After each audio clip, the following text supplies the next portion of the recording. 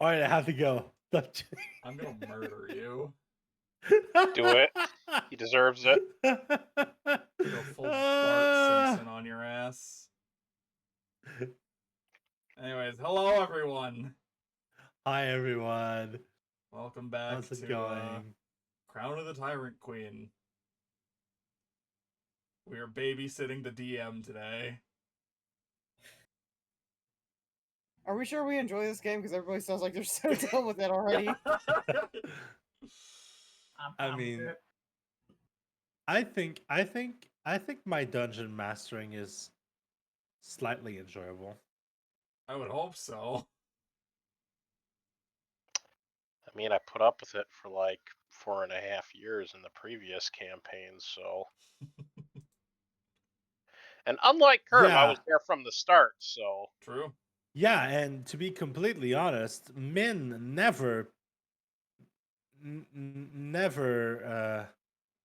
okay, take your time. I died. It's okay, Rocky. Take your time. Oh, just giving up on that one. It's okay, everyone. I'm the DM No, it's now. fine. Roll I've given up on it. I may or may not have to step away a few times here and there. I'll let you guys know. Robert? If you have to step away, step away. Okay. This is not more important than your health. Okay. You don't have to ask for permission to disengage. You just have to use your action. and as far as I'm aware, the game is going to start with everyone going over what they got from their stuff. And Curb was there with your thing the entire time. So if you don't feel up for it, we can have Curb tell the group what your character got with their points. I might need to, actually. All right. Step away. You can come back if you feel better. Okay. Or even what I would suggest is I talked about it while you were muted, so probably away. Is instead of staying in front of your computer, just kind of plug your headset in your phone and go fucking lie down. And if you have to say something, you won't be hearing the music and stuff, but that's not gonna be a big deal. Speaking of. Yeah, I may do that. I'll actually be right back. I'm in the watch together. Why is it not? Am I in the watch together? Hello? Hello to the. What? Why? You're in the watch together. There we go. Just have something going. There we go. Okay. Omnibound.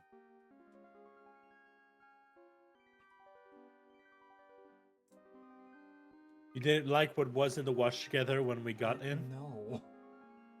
I can't stream that, War Boss. I know.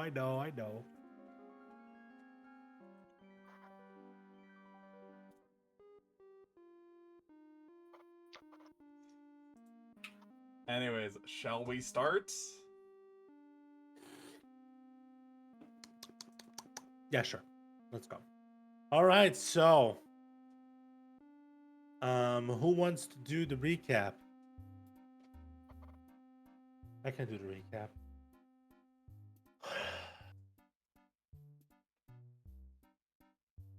Session 11. Ready, aim, fire. Last time the party finished investigating the Winged Harper ruins. The Winged Harper ruins. You made a typo in there. But that's not how it's spelled. Searching the base's prison and finding documents detailing the last prisoner kept an elementalist with a focus on summoning. Which the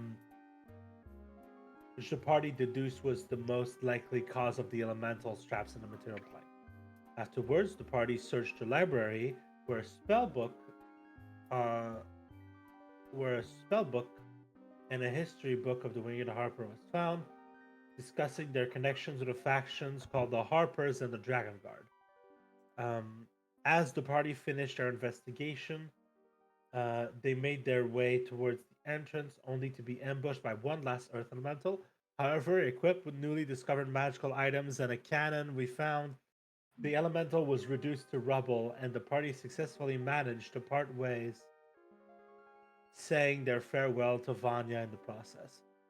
Returning back to Jade, the party took some time and finally started working on setting up their storefront, hiring Angrelus as their old friend Stonecutter to help run the store while the rest of the party is away on mission.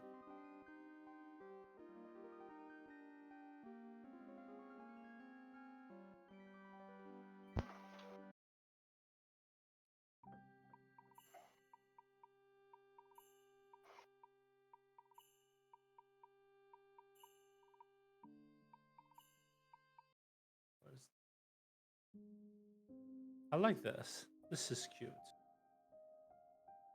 All right. I've switched to background music for fluffy clouds. So we're starting session, right? Yeah. So session starts with the Saoras looking at each other.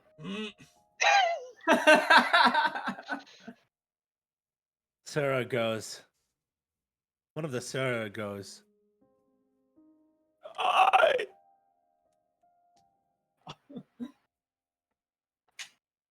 No, like one of the Saoras gets out of the nest and walks toward the one that just entered the room. And they both look at each other curiously, start walking around each other, like basically just starts making a circle together, just inspecting each other, just synchronously. Mm-hmm. What am I even looking at? What are you doing? You're in her room. No, this is in the living room. That's where she sleeps. We've already established this. Oh, does she still sleep in their living room, or does she go They downstairs? both turn to say, "It's comfier that way." Then they just look at each other. Not what I was referring to, but okay.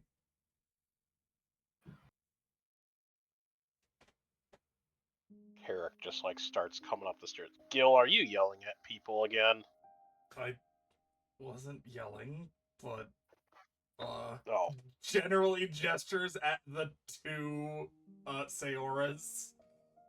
oh well, it's just kind of always with the tone of voice. It always feels like you're grumpy. Why are there two? I don't know, it's getting out of hand.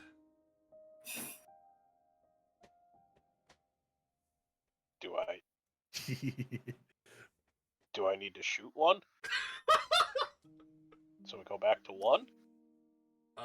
They both, like, one of them seems to jolt up for a moment, leans into whisper into the other one's ear. The one that was whispered into seems to widen her eyes for just a moment, and then she rushes out. The one that widened her eyes is the one that was sleeping the whole time. Well, that seems to have sorted itself out, I guess. So, what'd you do, Sayora? Was one of those gemstones that you grabbed up, was it cursed? Are you cursed? Are you a cursed bird now? No, none of the sort, none of the sort. Well, you see, I was just on an errand, and I came back, and, well, you see, it appears I may be a bit out of place. Out of place? Out of place. She thinks for a moment to try to think of a word to say for this. Out of place. What is the time? Out of place.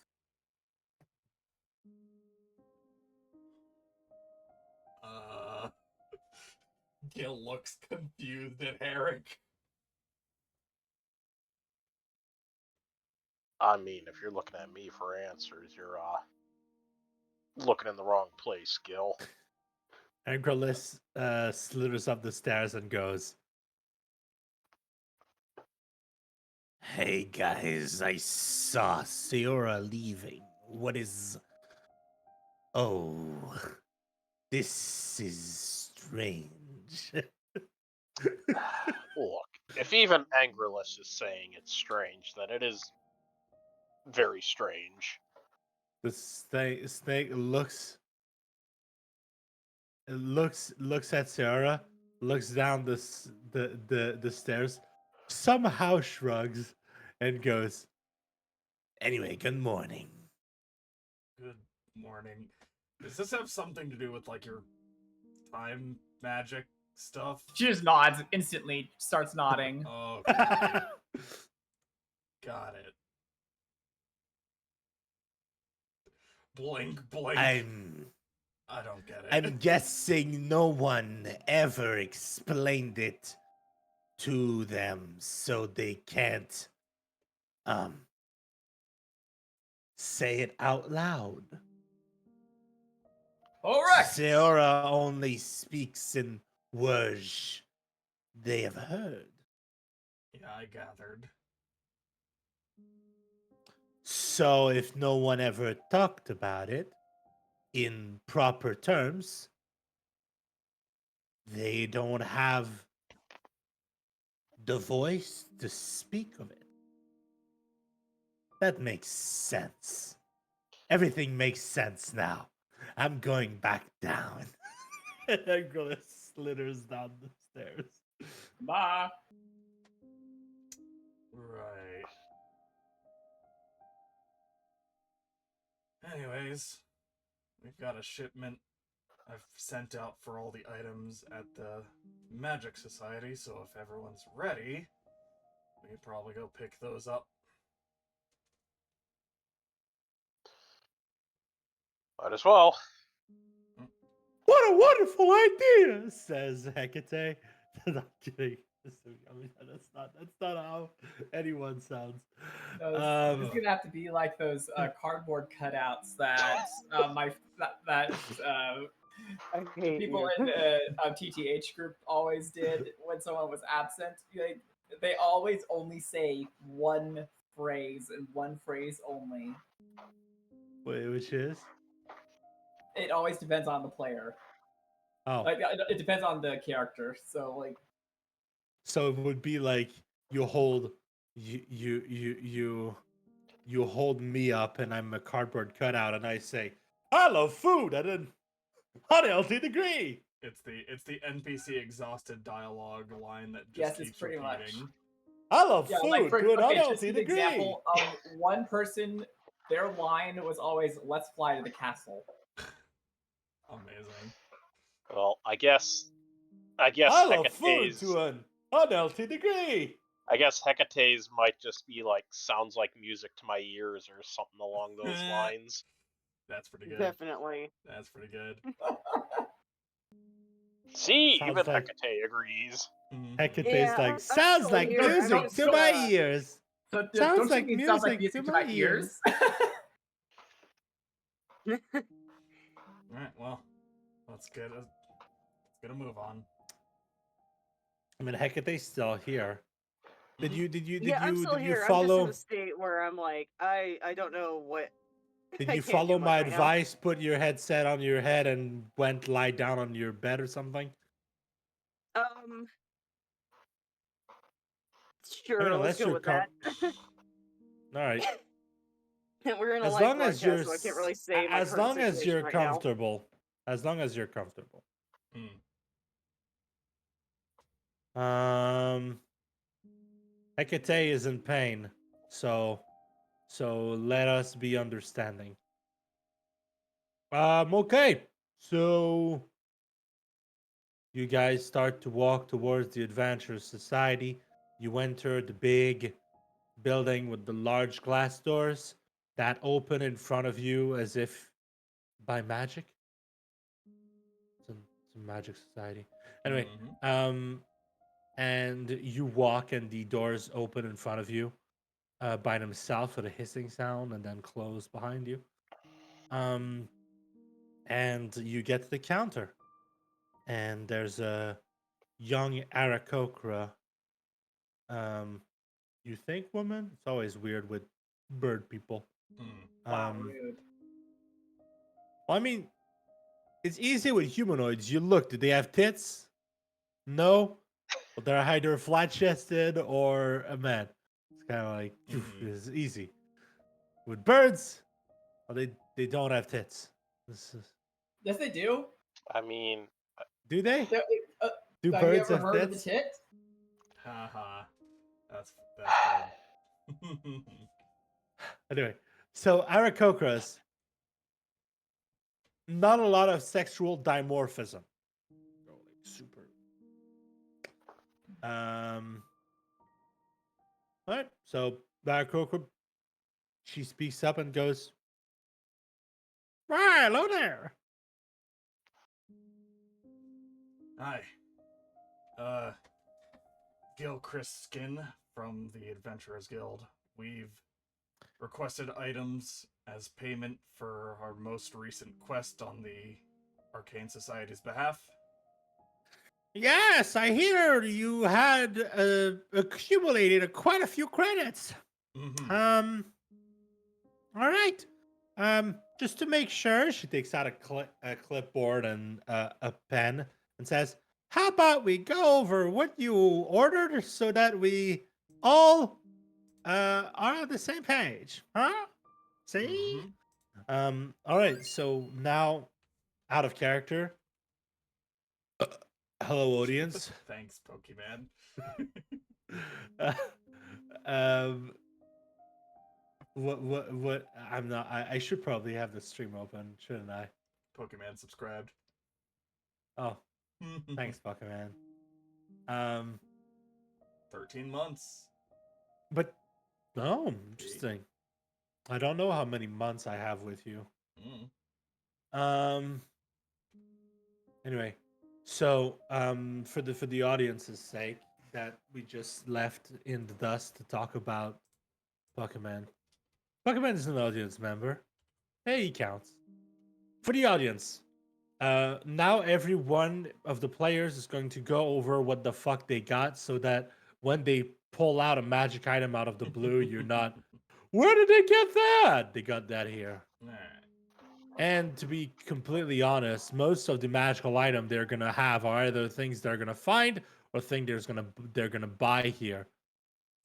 So So, we've got a bag of holding, a draconic focus, a scaled ornament, a magic saddle, an arcanum rifle, 2 flintlocks, a dragonhide belt, a house of cards, a broom of flying, a pearl of power, pipes of haunting, a silver raven figurine, 16 healing potions, and 4 potions of growth.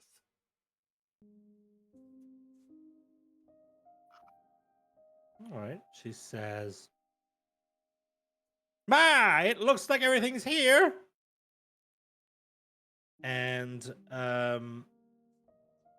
she nods and walks you to a room in the back. Mm-hmm. She taps different pieces of the door that light up, and then with a hissing sound, the door opens, and she brings you to a small room where items are splayed about on a table in an orderly fashion. Now, for the sake of, once again, the players, how about, for the sake of the viewers, how about each player tells us what their item they got does? And if you forgot what your item does, how dare you? How dare. How dare. And Curb remembered what item you got. it's because he wrote it down. I'm bookkeeping, yeah. Gil's gonna pick up the bag of holding and the dragonhide belt. A bag of holding's a bag of holding, guys. Everyone Yeah. knows what a bag of holding does. And clips on the dragonhide belt. Dragonhide And belt is a slumbering item. Gil will also start passing out the potions. He's gotten 4 greater healing potions for everyone, and then 2 But potions with the new of growth rules for of being himself and for Seora. with the new rules allow fuck allowing people to drink potions as bonus action, though I'm not sure if it's potions as a whole or healing potions. It would be weird if you could like drink a healing potion as a bonus action, but for a potion of growth you still need your action to drink it. Kind of like, oh, the quirk on healing potions is looser. So, I don't know, man. That sounds weird. Like it would be a weird ruling. We can talk about that after. Yeah, no, sure. So, yeah. So Gil takes out the Dragonhide belt. Mhm. Oh, sorry, Dragonhide belt, and Which is gonna help his key features be harder to save against and allows him to regain some focus points / key points. Yeah. I don't know. I still need to figure out if I want to actually transfer everything or not. Probably will at some point, but for now, meh. Well, I mean, the new monk is pretty fucking good. Yep. So I probably will at some point. I'm just not super worried about it yet. super. But All yeah, right. those are Gills. Next is Herrick. Herrick, how about you explain to us what? Well, I mean, Hmm. your rifle and your 2 flintlocks. They're a rifle and 2 2 flintlocks. flintlocks. They shoot things. They do. They shoot things. They do. Well, they're Arcanum brand, which means they're not the fucking weird ass I don't have to worry mechanical about contraptions. misfires. The Well, you're lucky because you only had to deal with a misfire weapon for like 1 arc and you never misfired with it. The only time it misfired was the time I jokingly fired it at Gil, which was technically the first time it was fired. Well, yeah, that's true. And how about you tell us what the saddle does? What's saddle do? It is. Oh, did I close Tisha's? I closed Tisha's. Silly me. Well, yeah, you equipped it on Tish. That makes sense. Yeah. Well, It's a it's saddle. a saddle of the Cavalier. So basically, I can't be dismounted if I'm conscious, and attack rolls against Tish will have disadvantage while she has this saddle on. Is it also That's while cool. you're while she's got someone on her, or is it just at all points? It's just whoever's in the saddle. So while in the saddle on a mount, you can't be dismounted against your will if you're conscious, and attack rolls against the mount have disadvantage. Okay, so yeah. Okay, so She it's needs to while have a you're rider. riding her. Yeah, she needs to have a rider for that effect. But yeah, fair enough. Tish has disadvantage if you're on her, And then which the, means probably that you're the one causing the disadvantage. I believe the scaled ornament was also for Herrick. Yes. So if you want to describe what that looks like.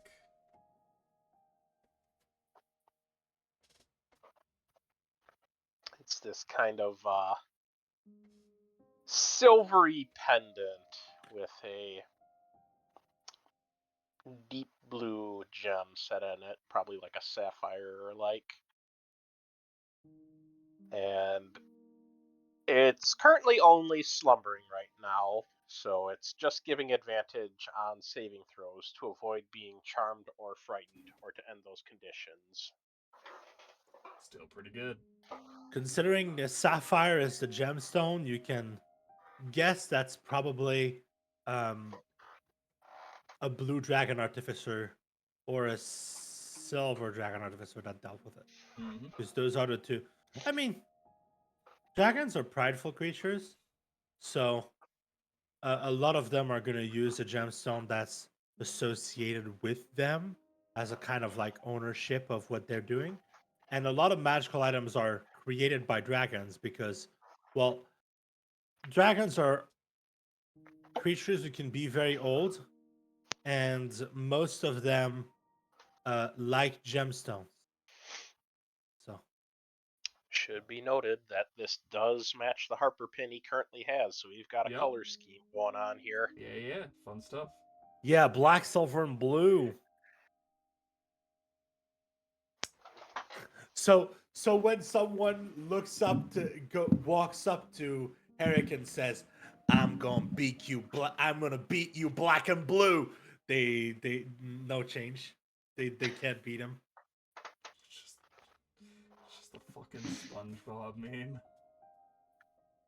I'm gonna kick your butt. It's like, cool. Alright. I wasn't Anyways, making a SpongeBob meme, Sayora. but sure. Sayora. Sayora save Bird us. get What the bird get? What the bird, yeah.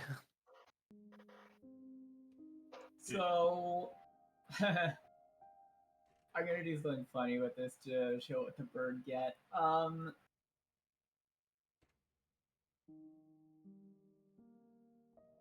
Okay. I need to pull this shit up again. Do you want me to read off the items? Oh, I know what I got. I just need to pull something up real quick. Okay.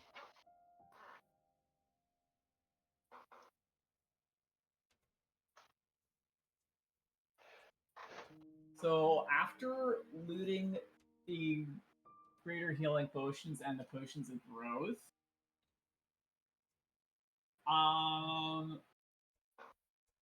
Sayora snags the broom among the stash, and then just flies off. Oh. Was that the only item you had? Sayora. Alright. Bye. And then she flies back with her other self. What? Didn't you want this too? And Gil's just gonna hold up the deck of cards. Oh, and for the audience, just to be thorough, the broom of flying, it's a broom that flies. It can hold can't it hold like 2 people? Broom flying? I think it can. Sounds right. Last I've used it, it could. Can hold 2 people or 1 Herrick. Good thing Herrick already has a Not ride. because he's fat, he's big. He's big boned, as he says. But yeah, no, Gil will just kind of underhand toss you the deck of cards. And the one that's not currently holding onto the broom too much is going to catch it. All right, and what does the deck of the heart? What does this deck of card do? It makes a shelter. A house of cards, as you will. Remember, that's kind of like the thing where you and it's like woof, a giant shelter made of cards appears. Yep. That's really cool. So basically, we're not necessarily going to go into the details of the statistics, but it lets you rest in comfort, semi-comfort. I don't know if card beds are better than the stone floor, but I think it is temperature controlled, if I remember correctly. So, yeah. It is. probably. Yep. That's it. It's kind of like you have a deck of cards with AC in it. And then I'm gonna say that the deck of cards is cool to the touch. Just that's funny.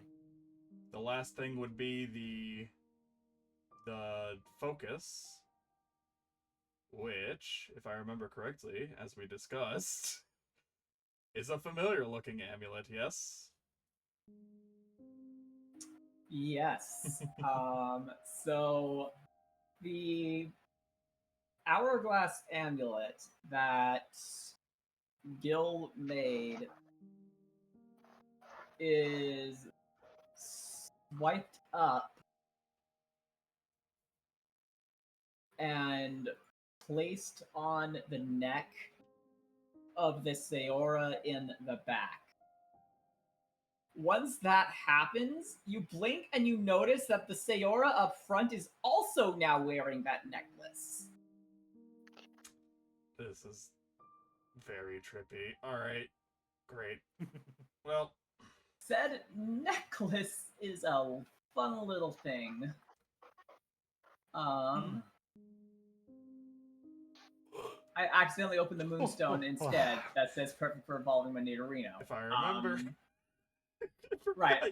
Advantage on initiative rolls. Yep. Good stuff. Advantage on initiative. Holy shit. Yep. Okay. On top of the D6 that she gets, it's kind of Eight. stupid. It's D8. Oh, it's a D8. Oh, excuse me. Yeah. Yeah, Advantage plus a D8. The D8 doesn't get advantage, no. sweetie. Sayora is going first. Full stop. Oh no. And then I rolled a 5 and a 9. My initiative is 21. And finally, Gil will just kind of pick up the last couple items and hand them to Hecate.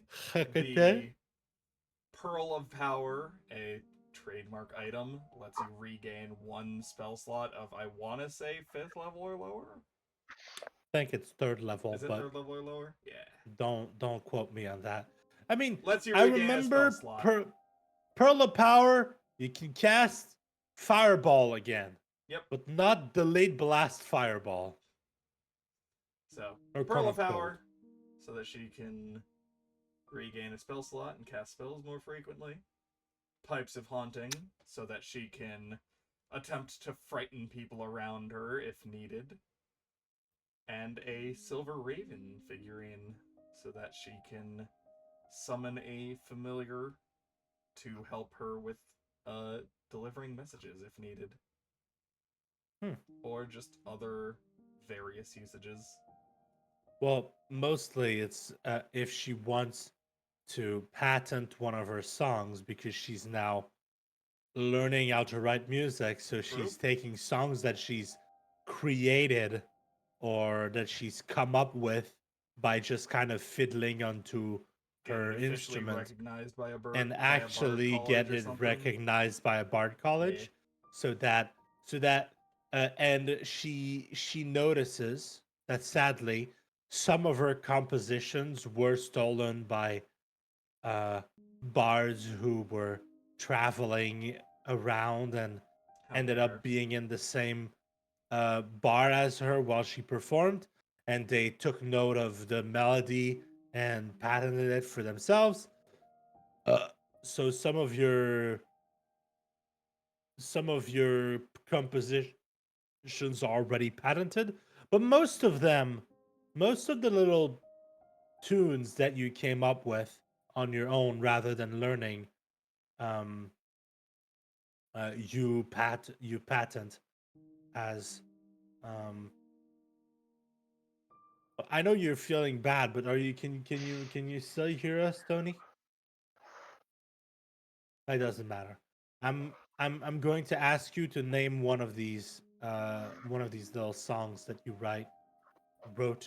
written. Doesn't matter. Doesn't have to be right away. You can just send me a message. Totally not going to come up later.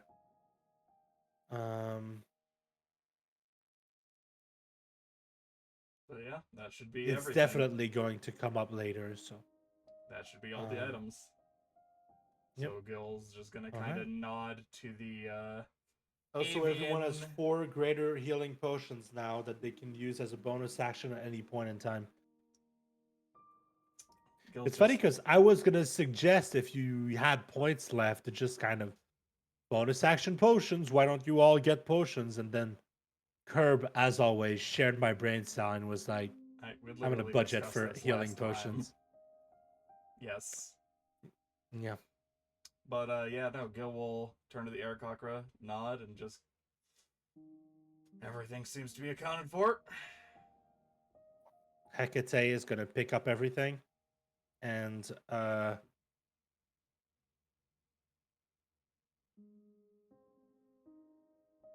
Hecate. I don't want to make decisions for Hecate, but I would say that Hecate I'm tries the here. pipes. Hecate tries the pipes of hunting and scares the store clerk. You don't Yeah, need to that sounds roll. about in character. So New Hecate tries instrument, them out, let's and the try store and clerk see goes. how it sounds. Oh God! How do the pipes of hunting sound?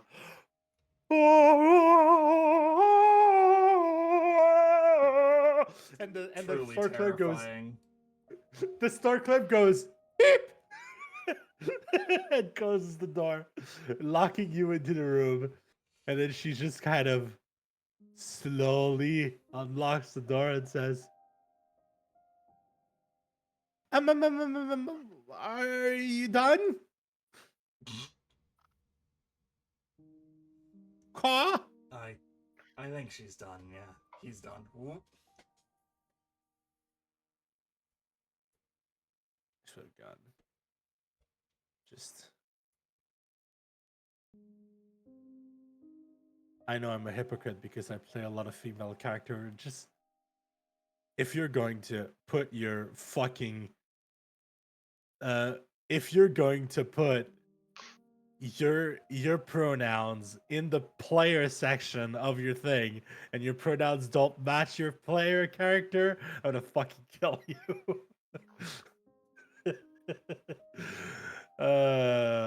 Fuck. Anyway, so now that you've gathered your magical items, you go out and begin to go through the 2 months that will take place before the next largest section of your adventuring career. First off, I would like to know, in these 2 months, you said you started doing the shop, and actually you have a stone cutter. Stone cutter. I Not haven't a decided what is. stonecutter. You told us his name was Stonecutter. Yeah, I know, stone cutter. Yeah. I'm just saying that I haven't decided what his first name will be, but it doesn't matter because he goes by Stonecutter. Yep. What are you gonna do with your store? What's gonna be your? I mean, During how about we actually go do this properly? So first off, 2 months of side stories are happening. Side stuff. Gil, Mm. what do you do in the downtime? And if possible, I would like one scene that happens with one of your allies where we can roleplay that shit.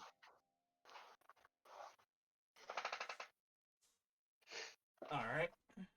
Well, Same thing for everyone else, so you can start thinking. I'm putting Curb on the spot, even though I told everyone before game that we were going to do downtime. But everyone else has time to think of things. And I mean, Tony, think of something if you want. If not, I'm going to suggest a course of action that you might take, and you can just say yes or no, and we can go over what you who have done next session if that's what you prefer. Um, it's not that big a deal. If you don't feel good, you don't feel good. All right, so let's start with Gil. Gil, what the fuck do you do with your 2 months? in regards to the store, I think most of his time is just going to be spent kind of building up a surplus, working on jewelry, getting more raw materials, and just generally working to basically build up stuff for Angrelus and Stonecutter to actually sell. Mm-hmm. As for a more specific scene, though, I think an interesting thing to focus on would be the one thing that I keep alluding to you, down in the actual vault. All right, so our quote-unquote hoard room. And, yeah. either Herrick, Sayora, or both. I don't really care who, but like, yeah. You know anyone can what? be there Let's during have that. everyone be Yeah. down there except Hecate, who has a stomach ache. Yep. Okay. Yeah, no. Did you hear about Hecate? I mean, you can be here and not You talk caught- as well if you want to be He included. caught I'm an not going to. illness. Swine flu, ironically enough. Oh, I thought you were gonna say he had the bird flu. I I know, thought you the would same think. thing. You would think, but like, no. No, it's swine flu. Swine The flu. bird flu? Yeah, they tend to do that. Sorry, Sayora. Oh no! You're a pun. You're a pun factory now. She Deal does with now. She's got a broom for that. Look what she needs to mimic a fraction of their power. Oh. At least Lord. I Anyway, don't need the flap to fly so- anymore. This is going off the rails. Yeah, because she's riding a broom. Anyway, you all find yourselves, selves down. Hey guys, I'm really sorry to in- cut in, but I think I've got to go. All good. Okay. No worries. You take care of Yeah. yourself. Take care of yourself. All right. Yeah, we'll do. Y'all take it easy. Enjoy the rest of the session. Yep. All right. Bye bye. And then there were 3. And then there Oh, was look at that. Bird flew away. Oh no. Oh fuck. Anyway, so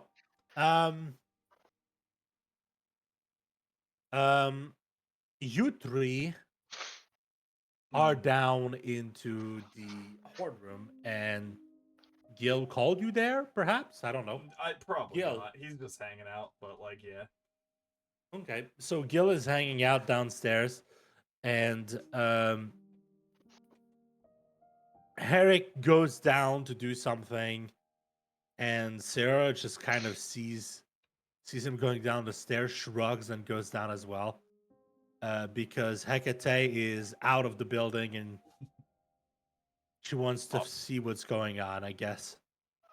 They Hecate's want to off see what's doing going hard on. things. He wants to see what's going on. I don't know. You know you can just say you are here and not ascribe actual like intent, right? You're all here There you go. to make Did some noise. Sorry. Anyway, Like, you all find yourself downstairs. mm-hmm. Gil would be more or less just kind of looking over the Hoard, just kind of starting to get things organized. Like, just start piling up the fucking gold that we just kind of generally have in the center, and then kind of scattering around the That's actually various- important to tell, because if you look at the current Crown of the Tyrant Queen Party Vault. Vault, you have credits, but right now your Hoard has 1 copper piece, an alchemy jug, and 2 age Oh, that's harper right. We haven't wine. actually added the gold yet. You haven't actually added any gold yet, so if you want to add gold, that's something you can Yeah. do, and we can actually add it to the thing. We can actually do Um, that now.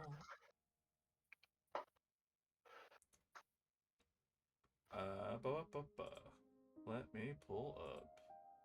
Actually, How about you do something for me? Mm. You have 9 gemstones worth 10 gold pieces, and 24 gemstones worth 50 gold pieces. And you have the description of each stone. Sure. So what I'm going to ask is, first, I want you to roll a stonecutter is helping. So I want you to roll like a persuasion check with advantage and guidance. Yeah. That's going to define how many projects you manage to make in the time frame that you're in. and then you're gonna get to roll your tools to see how many gemstones you manage to sell. What you sell those for. roll? What did you say?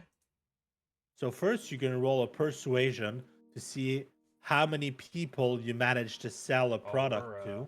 We're amazing at that. That's the exact reason why we hired You have advantage other in people for guidance.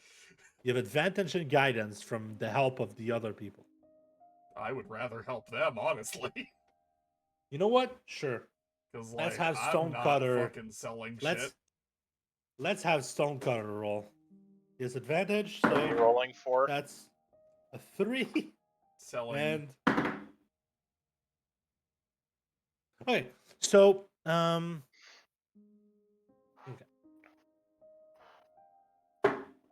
Stonecutter's a merchant through and through. He's got good, even though you didn't roll amazing, he's got good bonuses. So I'm gonna say in those 2 you months, find said? 6 buyers who want to buy one of your contraption. You're still new in the scape of like gem crafting, so not a lot of people know about you. So Mhm. even with Stonecutter helping out, you only get 6 commissions. So choose which you get 2 commissions, 3 commissions for larger pieces, like the 50 gold pieces ones, and 3 commissions for the 10 gold piece gemstones. So you choose which one you want to use, and you remove them from the the party vault. I'm gonna let you do that on your own, and then you roll me. I'm gonna say we don't necessarily want you to roll. Well, technically, it's not gonna hurt you. Do you want to roll a group check for each of the sets, like a group check for the bigger gemstones and a group check for the smaller gemstones, or do you want to roll 6 checks to see how each product goes? We can just do the group checks. I don't care. It'll Okay. just speed things up. So We don't need to take first, that long. so roll 2 gem crafting checks with your tools, and with having a dwarven artisan with you, I'm gonna say you have advantage, but not guidance because those are long. Sure. Guidance lasts a minute. We'll do the smaller ones not- first. Okay. There it 18. goes, 18. Okay. So each of the smaller gemstone is worth 10 gold pieces. And by beautifying them with an 18, you are able to make 25 gold pieces for each of them. So that's going to be 75 gold pieces added to your list. And then go ahead and so basically you do times 2.5. I think. Yeah, times 2.5. The value. All right. Almost and triple then it, for the but large not ones. quite. Advantage still. Dead even. We're just that consistently decent.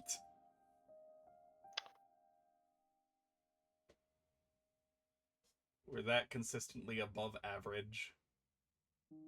So in total for the larger ones, you make 187 gold and 5 silver. God, make my math harder for me, why don't you? 5 silver, you said? It's not math. You add 5 silver and 187 gold. It's not. You don't need math. I did the math.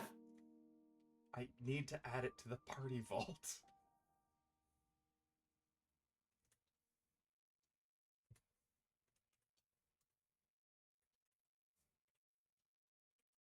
Alright, we got it. We got it. All right. Okay. Alright, cool. I'm gonna look at the party vault right now. And party vault. Party vault. So. I've also added some of my own funds to that.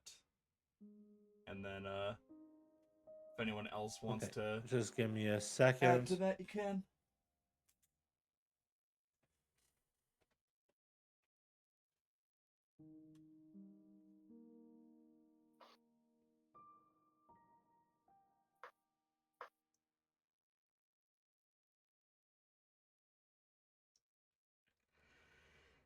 And I'm going to do a thing where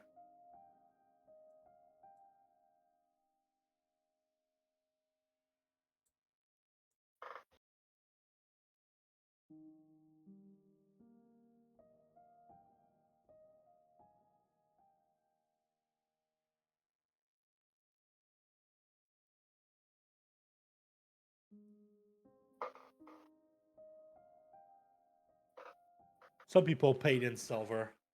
So your party hoard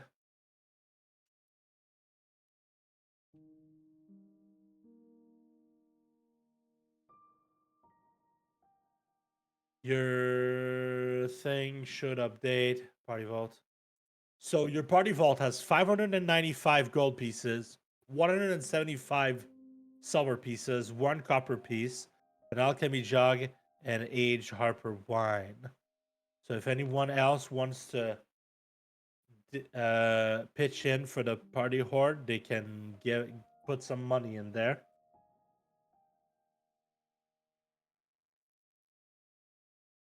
Can I make a suggestion? No. Seora, Hi. throw a second copper into the piece. It's now 2 copper. I throw a coin to the Witcher. No value of plenty.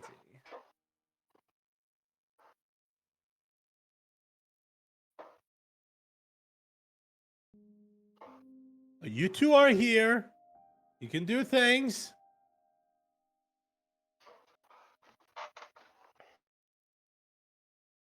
I would sing Hello Darkness, my old friend, because of the silence that's happening here.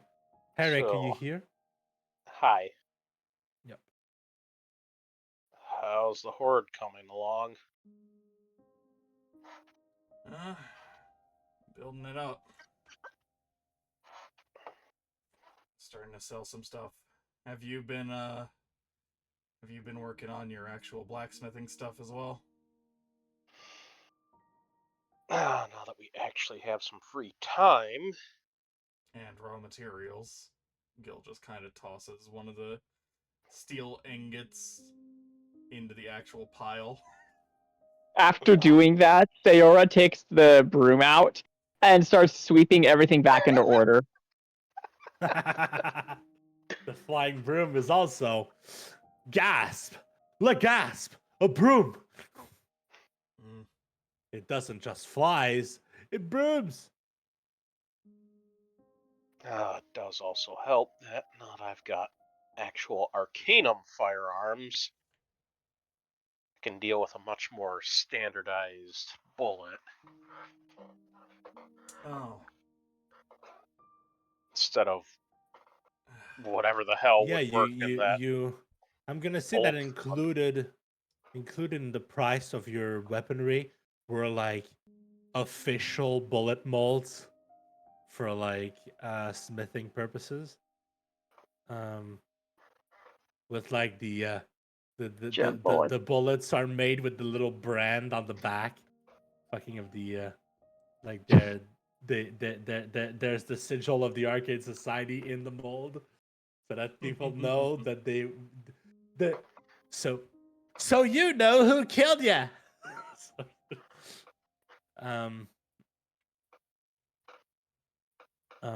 But yeah, that's yeah, basically when you buy a I mean it's for identifying purposes. When you buy a thing, there's like the Arcane Society brand and basically like your customer number, so that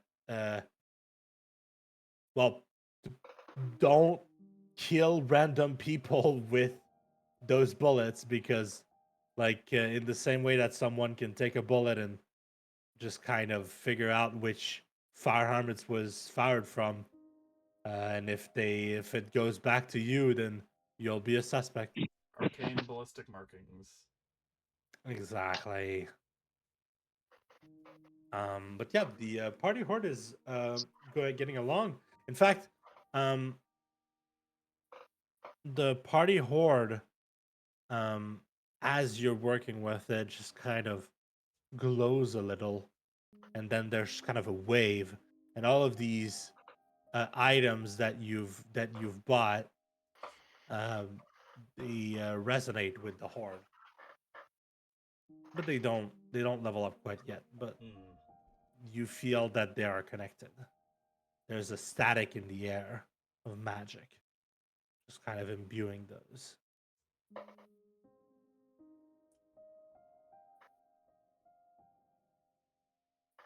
You have a feeling that I'm not sure. Are they waking or slumbering? The ones that we What got, level? the Yeah. ones that we got were slumbering. They're just uncommon. Yeah. And what's the level below slumbering? There isn't one.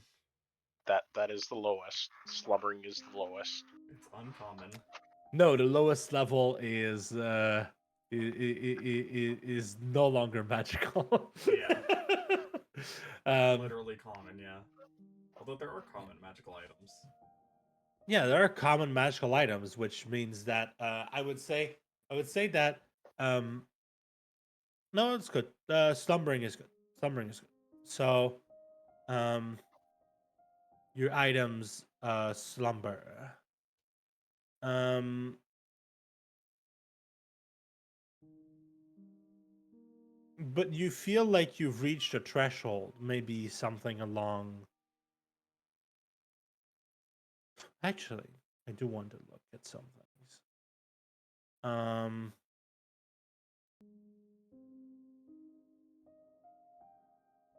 What's the what's the price of aged wine?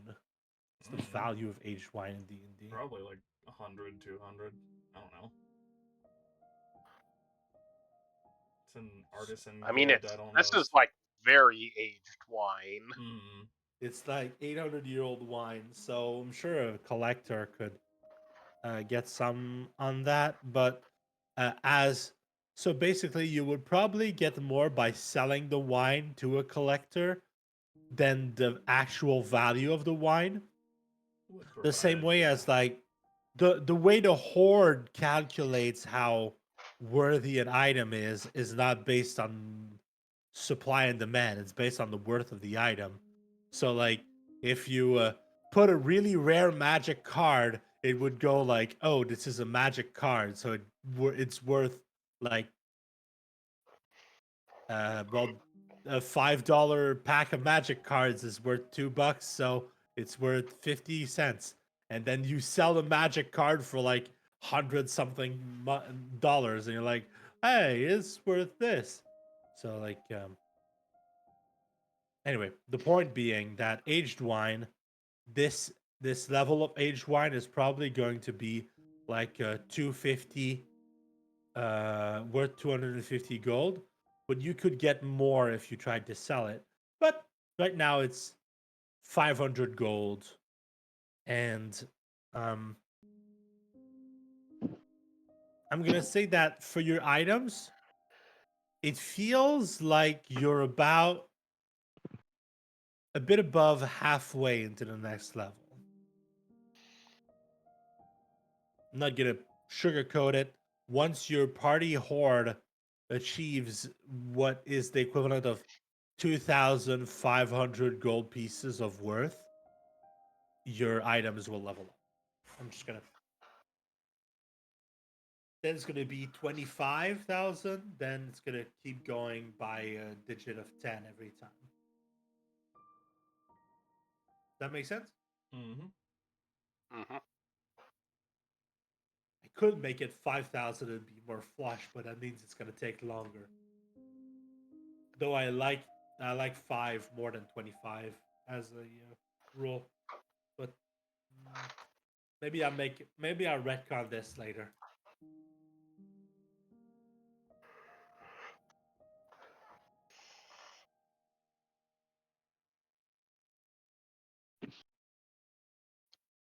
In any case, Herrick walks down and says, "So how goes the Hoard?"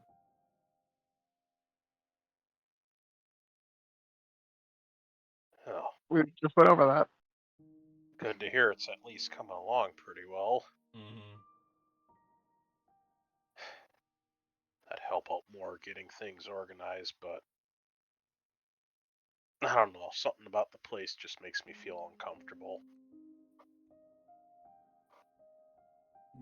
Gil just kind of raises an eyebrow. Why is that? Uncomfortable. Just tilts head.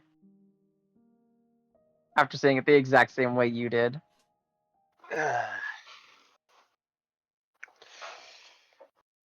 It just somehow it reminds me of my former home. In the Queendom, you mean? Yeah.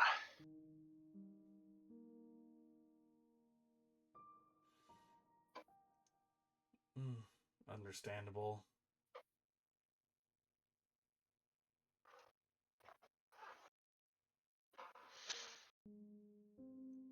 I don't know. I'm just also not used to having, well, comforts, nice things.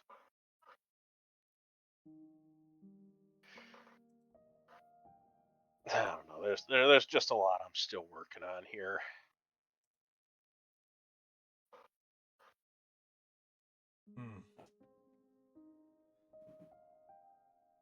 Well, if it's any consolation, if I remember correctly, we're the only ones that are going to be able to access this, so it's not like we need to worry about anyone else while we're down here.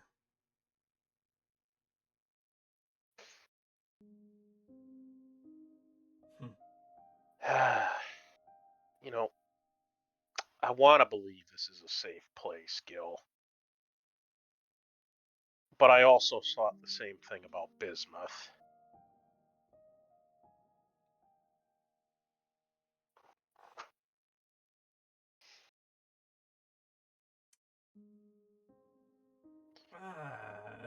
Gil thinks back to all of the people he was training with at like the guard outpost in Bismuth.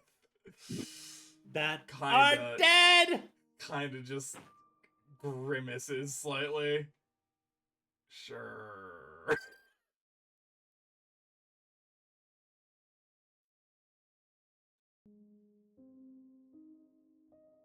That's just, as long as he's out there looking for me, I'm never truly safe.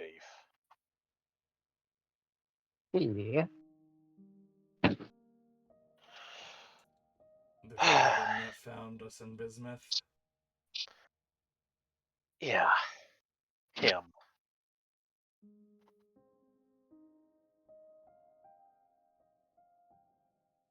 Who is he?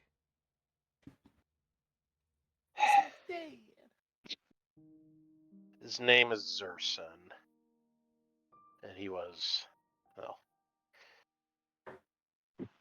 basically in charge of raising me.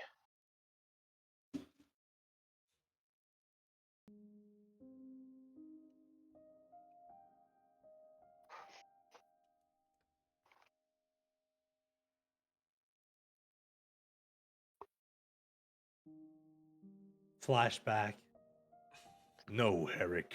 You need to go for the jugular. Like this. Grabs your hand and makes you stab a kitten. Flashback. Shiver. He's less than pleasant. I mean, considering the tactics used at Bidsmith, I gathered.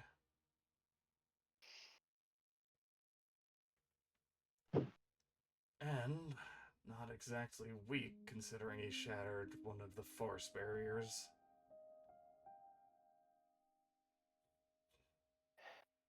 Yeah, I couldn't exactly do anything directly to him when I tried to make my escape, so I had to settle for the next best thing. I basically dragged his reputation through as much mud and muck as I could. So, he might be a little pissed off. Well, then we'll just have to get stronger and be ready if he ever does come. Eric, Yeah. I want you to think back to your your growth with Zerfin, and you say these words like, I dragged his reputation to the mud because I couldn't kill him, and he must be angry. And you think back to what he thought you, and for a second, the thought just kind of scratches at the back of your mind, and you don't want to admit it. And you just go back over what you just said. Says, might have made him angry or proud. You don't know which is worse.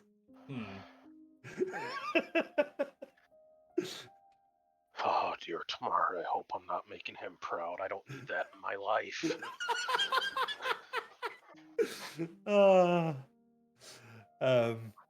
Yeah, well, I'm pretty sure reputation destruction was part of his classes.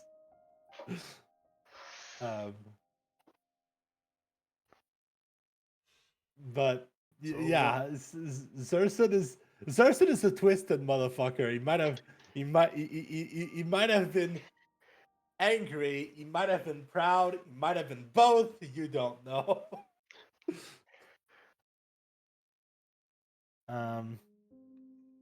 Who cares if he's proud of your methods? I doubt he'd approve of your reasons. Yeah, we didn't see eye to eye on a lot of things, and I'm not just saying that because he's considerably taller than me.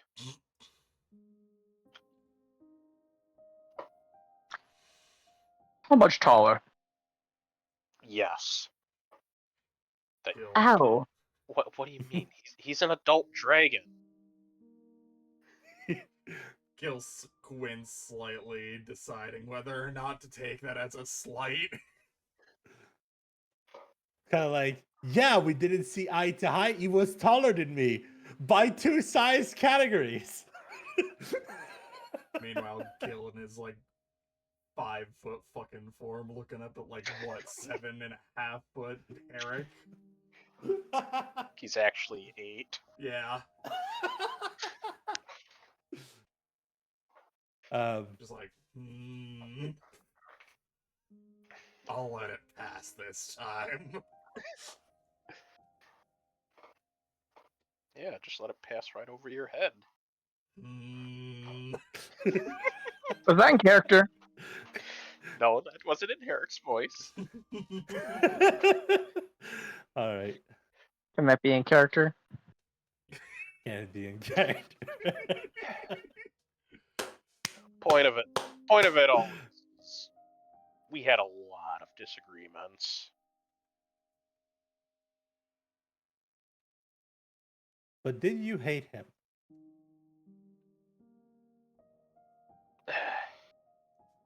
Considering what he put me through afterwards.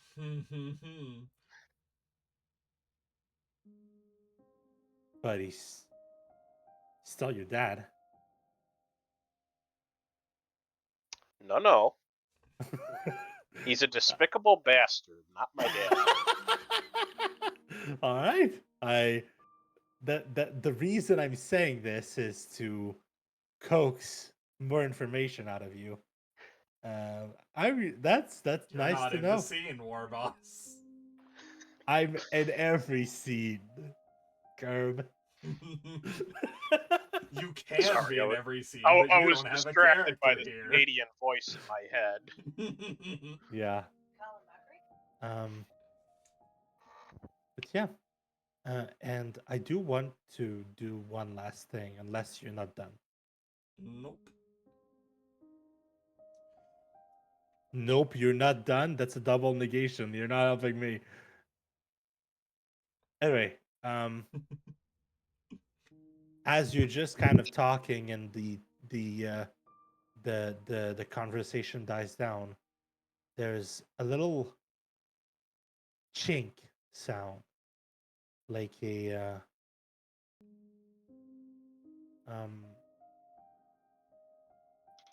like the very similar to the sound of porcelain breaking, which you've gone very familiar with, considering you're now kind of friends with Vanya. You you remember the sound of her face shattering, and this is not face shattering sound. It's just a little crick of something breaking, and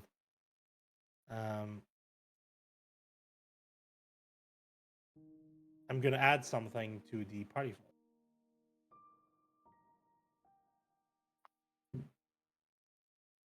Shattered glass. It's just shattered glass. What? Who threw a random fucking potion in there and then thought it wasn't going to break? Come on now. Wasn't me. Oh. Oh. What do you There's add? a like that. cracking sound, and Gil, you feel something dislodge, and you, not Gil, Herrick, you feel something dislodge, and you touch to your eye where you usually have your eye patch, and there's a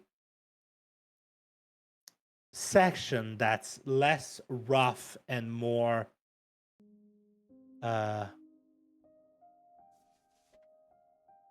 I'd almost go with uh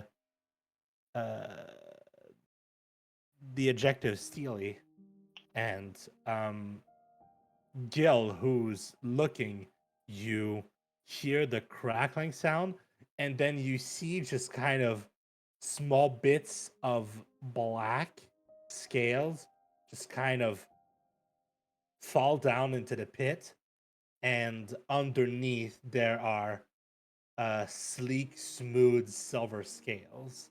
The cracks on Herrick have grown wider, and you can see a bit more silver.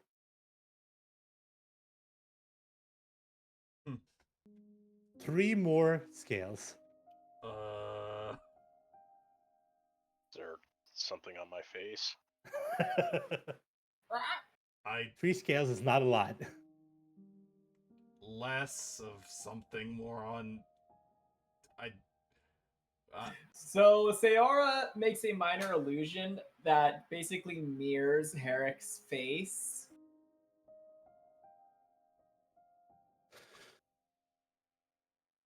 And shows it to Herrick. Oh, Alright, that's your cracks have grown. You don't think you're gonna need a bigger eye patch. Also, as you are moving, the minor illusion is also moving. oh. You don't think you're gonna need a bigger eye patch, but this is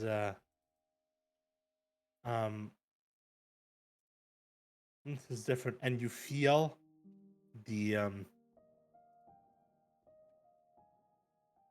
you almost feel running through your skins, running through your scales. The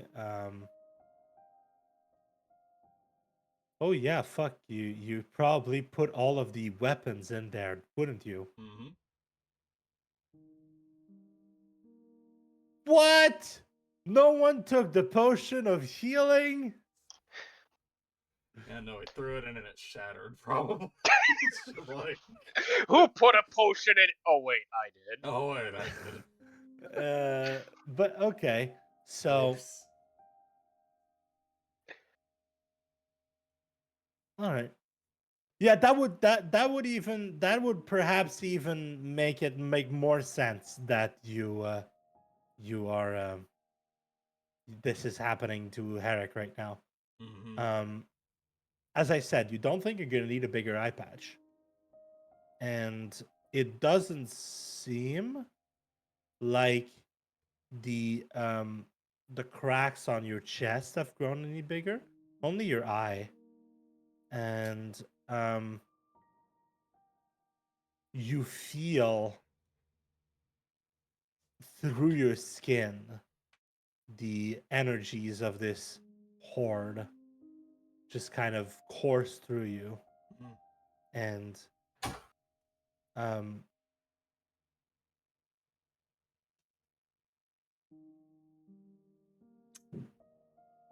So is this something to be concerned about, or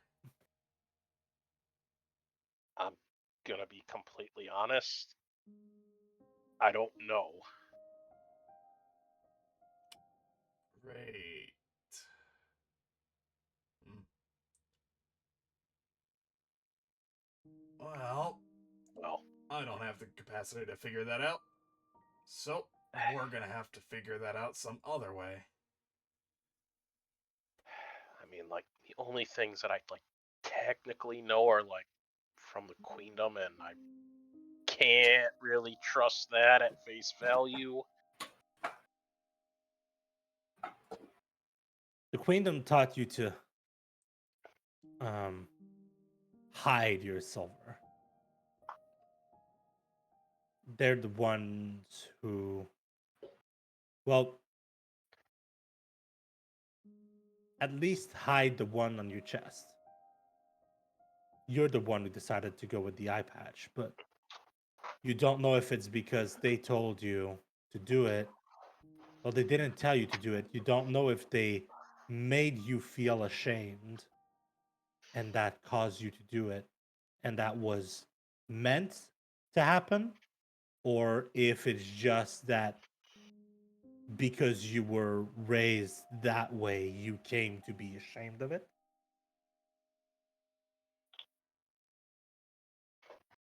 I'm not gonna tell you which it is. All that I know is that you wear an eye patch to hide it.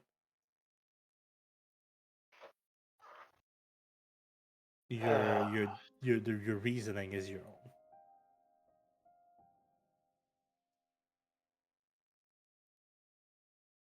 Hmm. Something to look into for the future, I suppose. Yeah. Either way, most everything seems to be in order. We can probably find a collector or something to sell the Harper wine to at some point. That's honestly gonna go for a lot more if we actually sell it than it is if we just keep it here. But Money? yes, Money! but beyond Maybe that, even loads of money. everything seems to be more or less done here.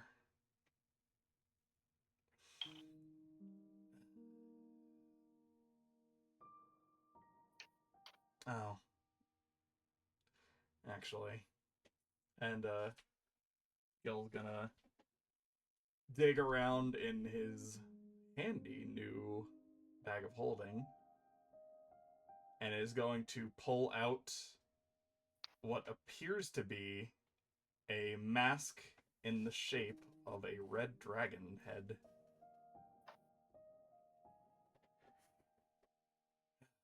May as well add this to the pile. Useless piece of scrap. Just kind of throws it in the center of the hoard. um, you throw it in the horde, and the so you throw it in the horde. You don't keep it on hand. Yeah. Okay. Um,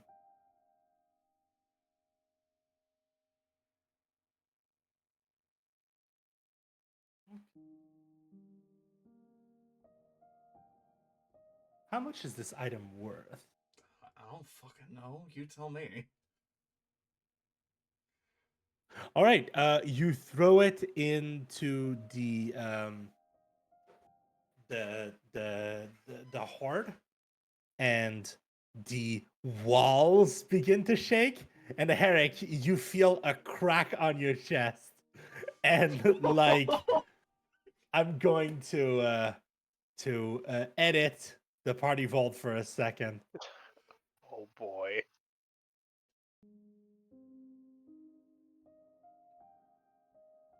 Oh. Oh, that's a lot more than 2. There's like an entire section of scales on your chest. Like there are 2 cracks at like a something like a 30-degree angle coming from your chest, that like an entire section of black slates between those 2 cracks slides off and falls to the pit, and all of your items go from slumbering to the next level. What the fuck? Oh, I felt that one. Oh, God. That would hurt. What the fuck? Gil's just gonna slide back down into the basin and it's gonna pick the mask back up and go like, what? The when the mask is removed, the items at your hips and that everyone has, they stop shaking and they stop their awakening process. But you feel the mask in your hand, and naturally, being a dragon, you know that this item is linked to the Hoard now, and it's warm to the touch.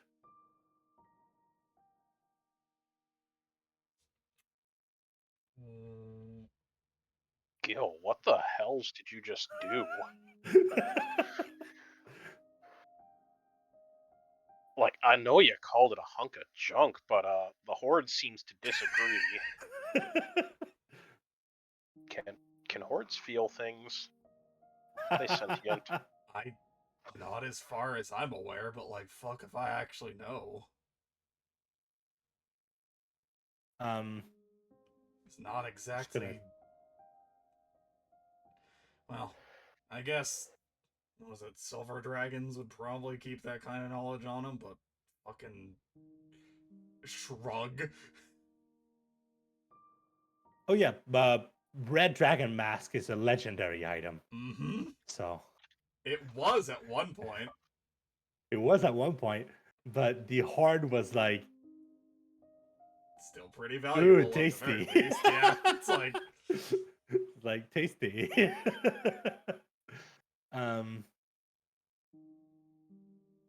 And you see like the mask, it's a stylized version of a dragon's head. Mhm. And basically on the section of the dragon's head, if you look at like the red dragon in the picture that we have in front of us, you have like a crest that goes to the sides of their face, and on each of this crest was a tiny black gemstone that was basically just kind of embedded inside of each spine. And now, instead of being black and dead, they're back to what they once were, which are rubies. Like color has gone back into them, and they have a very slight glow. How?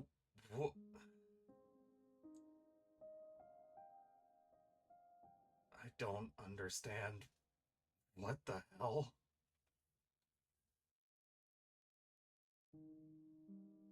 So, I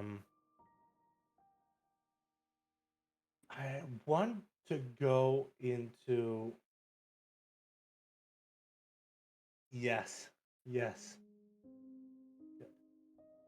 I want to go into my conversation with you, Mm-hmm. Herb. And I wonder, did we pin the section that tells you what parts of the mask are, what features of the mask you have right now? Yeah, I have that workshopped and everything and approved by you way back when. Yep. At the current stage, once I quote unquote attune to it, but if you're just kind of going for flavor, Mhm. this next step would be fire resistance or immunity, depending on which you already have.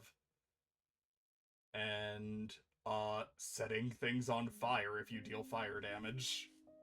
That's what I'm gonna say. You get Dragon Fire. Which Yep. is when you deal fire damage to a creature or flammable object, it starts to burn, and on each of its turn, the burning target takes a d6 fire damage. So that's the additional feature that you get. And you're not gonna get immunity to fire just yet. Mhm. But you feel that when you feel in yourself, if you attune to this, that you will feel that you're one step closer.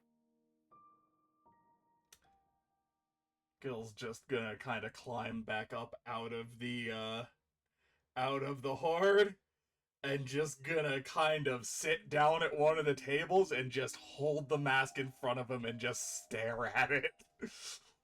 Well, as you know, I'm using variant attunement rules. So Mhm. after a minute of staring into it, you feel it extend some kind of strand. It's very weird. Magical items. It's kind of like linked to you when you would need to attune to them. It's kind of like a certain soul link, and it feels like once you spend a minute looking at it, it extends something in your direction, ready to connect.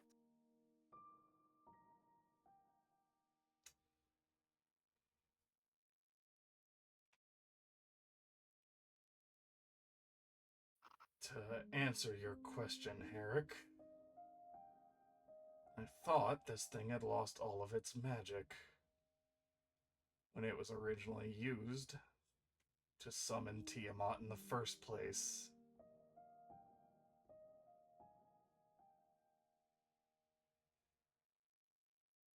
This damn thing is a reminder that I failed.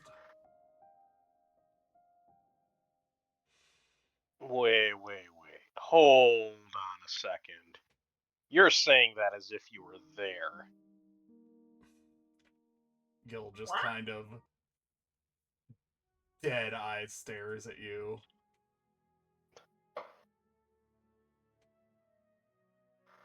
But you're like a human. You can't be that old.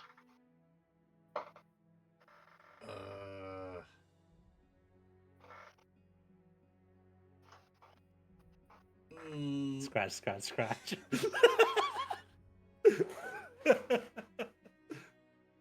I wouldn't be if it weren't for... Gil bites back his very common platinum bastard comment.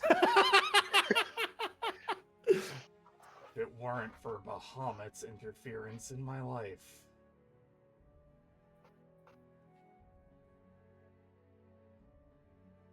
Oh. Bahamut's been banished for centuries. How the fuck? Alright. Why don't you start from the beginning, Gil?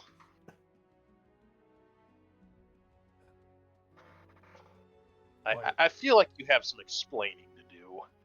Sayora sits down as though she's about to be told a story.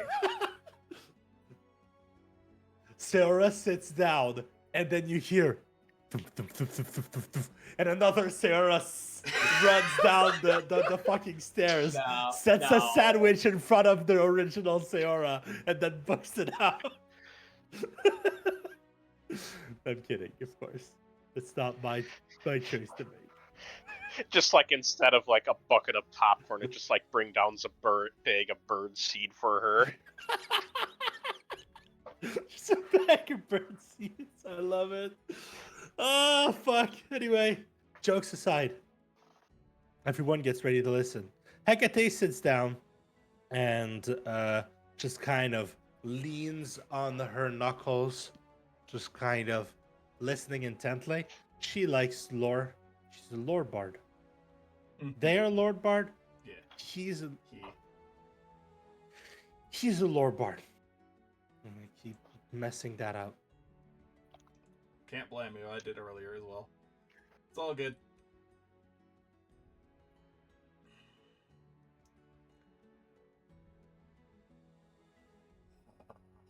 Alright. I'm not going into any of the fucking details because last thing I need right now is to go over every single one of my personal failings. All that's really relevant right now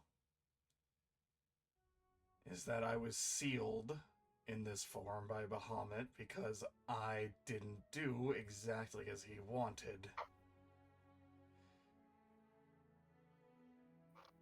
Then, to try and curry his favor back, I was tasked with helping some other adventurers try and stop the cult of the Dragon Queen back when it was nothing more than just a boogeyman of sorts, back before the queendom had its hold and this country was known as the Forgotten Realms, the Swords Coast specifically.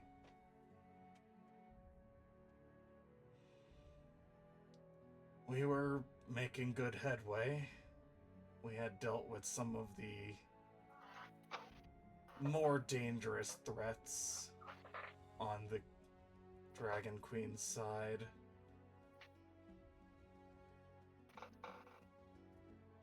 But then they ambushed us. They got all of these. And Gil just holds up the red dragon mask. And created the,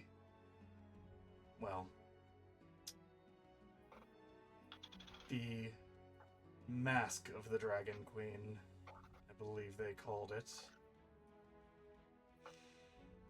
It was meant to be an anchor to bring Tiamat into the material plane.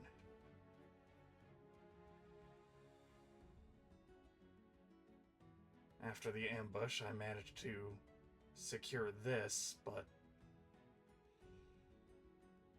this is one of the very few things I was actually able to save. And it wasn't enough to prevent the ritual from succeeding.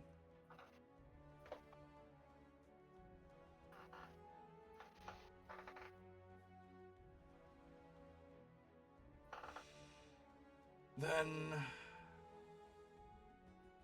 many hundreds of years later, I'm stuck here, trying to figure out how to fix my mistakes, or at the very least preserve this God's forsaken land long enough for someone else to figure out how to.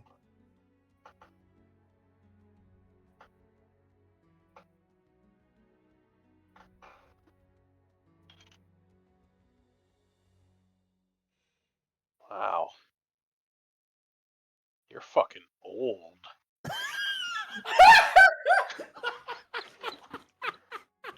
Oh, Jesus fucking Christ. In draconic culture, that would honestly be a compliment, but coming from you, fuck you. Sayora just bursts out laughing. First one way and then another.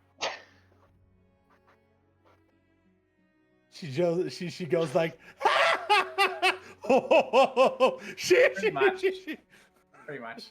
The point I'm trying to make is this, and he holds up the red dragon mask, should not be a magical item.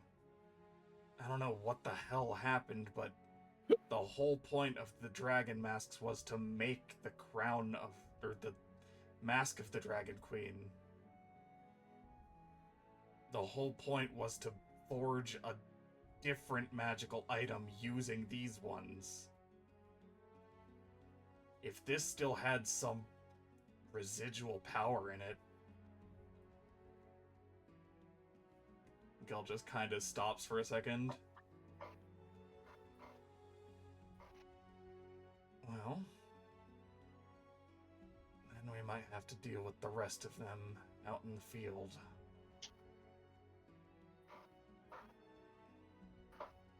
Or I guess if you want to take a more optimistic approach, we might be able to loot them from the corpse of some of the more recent dragon speakers. Or whatever the fuck they're calling themselves nowadays. Warboss, what are they calling themselves these days? The dragon speakers? Hmm. They're calling themselves the prophets. I believe they go by the prophets these days. Conceited as always. I mean, would you expect any less from the queendom? Suppose not. And yet they just somehow keep making themselves even less appealing.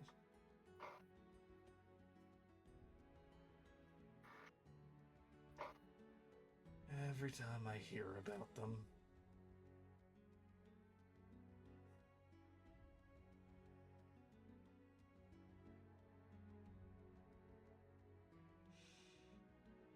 So, as the scene comes to a close, we'll move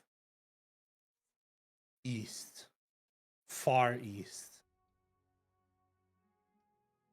We enter a lavish palace, a place of excess, beaten mithril as the floors, gold and diamond in the walls, platinum on the ceiling, crystal for lamps. And we move deeper into this building, this almost sickly amount of wealth, a sickening amount for anyone who would find themselves missing or lacking in this world, to see all this excess being presented. And we move down into the depths, and we enter a large cavernous room piled with gemstones and gold.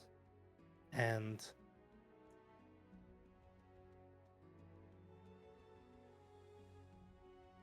with the piles and piles of riches,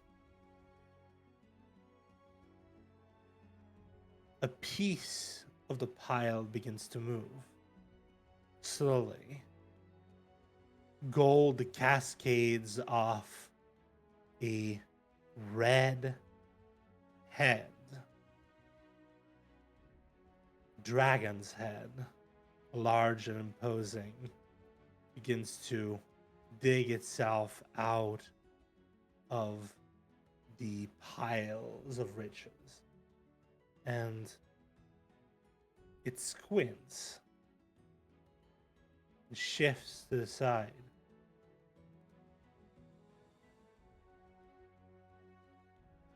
It looks in the direction of the bastion, looking deep westward, and it squints. She's felt something that shouldn't. This isn't right. they were used. They shouldn't be still around.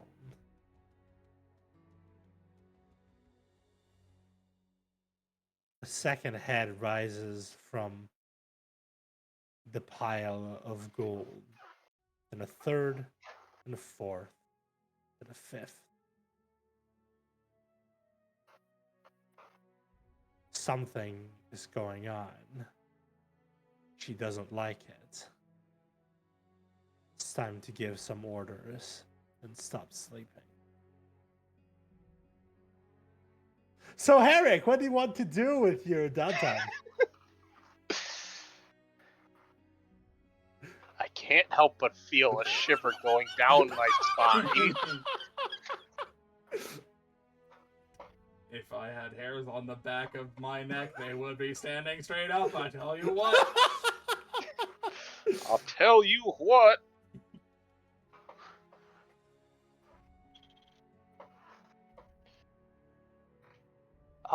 But yeah, now that we're done with this, you can tell me what you want to do.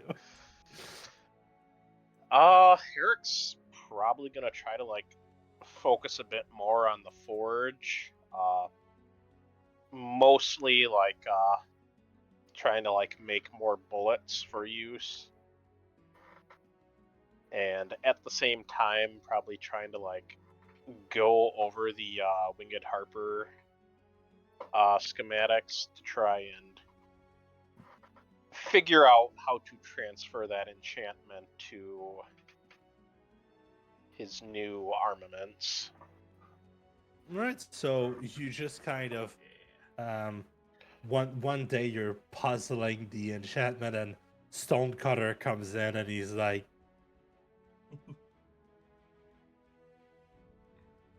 Need some help? "Boy, what you doing?" I needed to just kind of put myself back in dwarf mood. So, what you doing? Well, if you must know, when I got my Arcanum firearms, it came with bullet molds, so given how often I'm going to be firing these things, it would be very helpful to have a good supply of ammunition. Yeah, that's fair. That's fair. It shouldn't be too hard though if they give you molds. Just put some lead in them. The other thing is I've been trying to rack my brains over how to apply this thing that we found on our last trip. All right. So he looks at what you show him, and he looks at what you're doing, and looks back at it, and looks back at what you're doing, and he picks up like the thing, and he says, "Ah, that's what's happening. So you're a smith, right? Yeah, So of course your first idea when you saw this was to hammer it in metal, maybe put it in the bullets. But this type of enchantment," he taps the paper, "it's done in gemstones. What you're going to need to do is put the enchantment on a piece of stone. I'm looking at this, and you're gonna need at least a stone worth 50 gold pieces to make that work. And then you're going to attach it to this weapon," and he turns it around, and then he sees at the bottom of the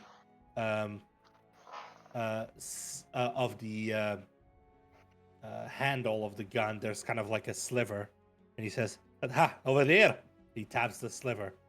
You insert the gemstone here, and he mimes inserting the gemstone, and it's going to move through the enchantment pattern inside of the gun. At which point, you'll be ready. I can show you how to do it.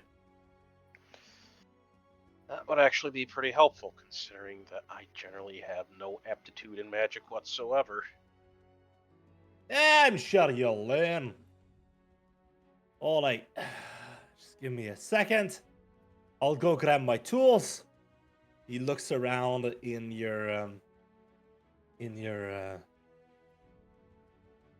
your workshop and says, "Not exactly a lot of gemstones around here. You've got anything worth 50 gold pieces?" Actually, I think we do. I just need to go grab it.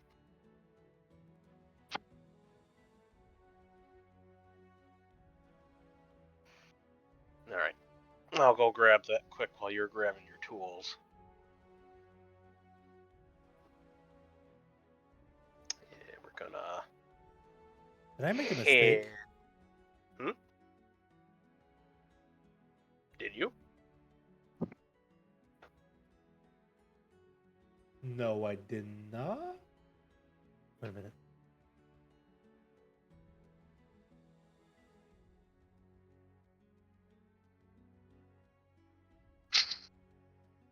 Yes, I made a mistake.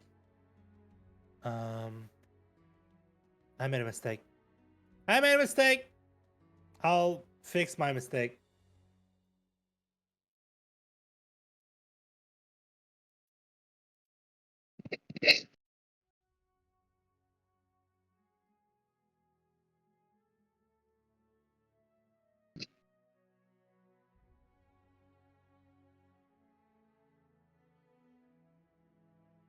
Okay, so I made a mistake when I calculated how much money you made from selling these gemstones by half.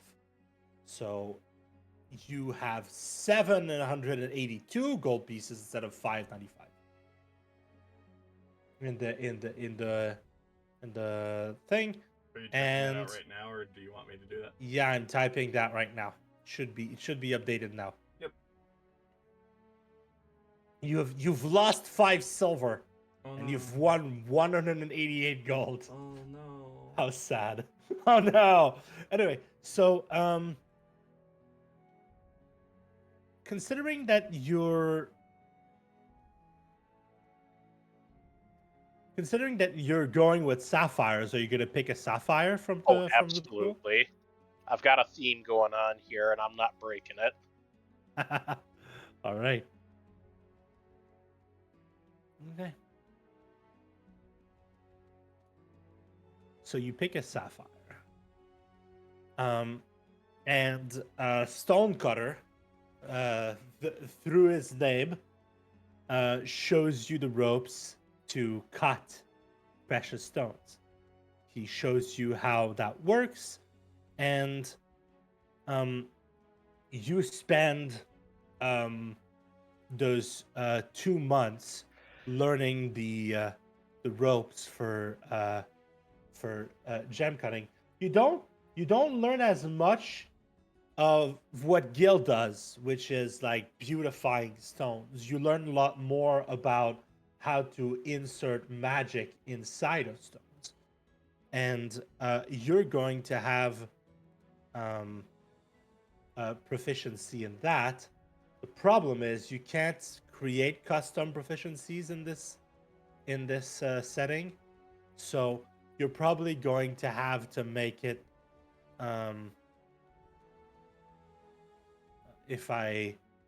probably just going to have to make it gem crafters tools. It's easier that way. And you learn, and I'm gonna say that probably Stonecutter does get the help of Gil in this situation, because Gil is way better at this than you are, at least. I don't know if he's better at it than, well, Stonecutter has expertise in in the tools. He's not the most dexterous boy, but he's got expertise. So probably a +7 or a +8 in the thing. But what you get actually is the name of the tools, if I remember correctly. I'm just gonna open it into my thing. Documents, third party, Armorer's Handbook.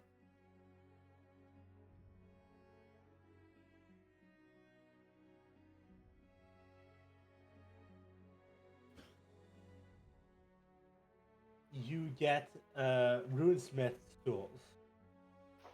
So I'm going to ask you to, if you can, roll me an intelligence check with proficiency. And you're gonna get advantage from being. You know what? I'm gonna go into your sheet and give you something. Victims, Herrick. I'm gonna go into. You have really good stats, so no matter what we choose as the stat for this, you already are proficient with jeweler's tools, right? Yes. So, Gil is gonna have his jeweler's tools be based on his dex because he does beautifying work, and your jeweler's tools, Herrick, is gonna be based on your intelligence because you're crafting magic. You're using them in a different way. So make a jeweler's tools check with intelligence. Would you have advantage? And this is an uncommon thing, so you're looking to beat a DC of 15. I think a 16 does that. All right. So you work on the sapphire, and Stonecutter stops you every time you're about to make a mistake, and he helps you go through, and then you end up making it after a good week of working on this gemstone. You put the last tiny nick inside of it, and then it flashes for a second, glowing with a deep blue inner light. And then the stonecutter slaps you in the back, lower back because he can't reach much higher. But you do take a step forward from the strength of the slap, and you think back to some of your teachings from the queendom, where you think back and there you have an instructor who's like, "All right, you tall fucks, don't you ever underestimate the strength of a dwarf. They might be half your size, but they'll fuck you up." Anyway, so woof, shoof, you fall back into that scene, and you just think back to it, and you're like, this guy specializes in cutting gemstones and stuff. He's more dexterous than he is strong. I don't want to see a strong dwarf.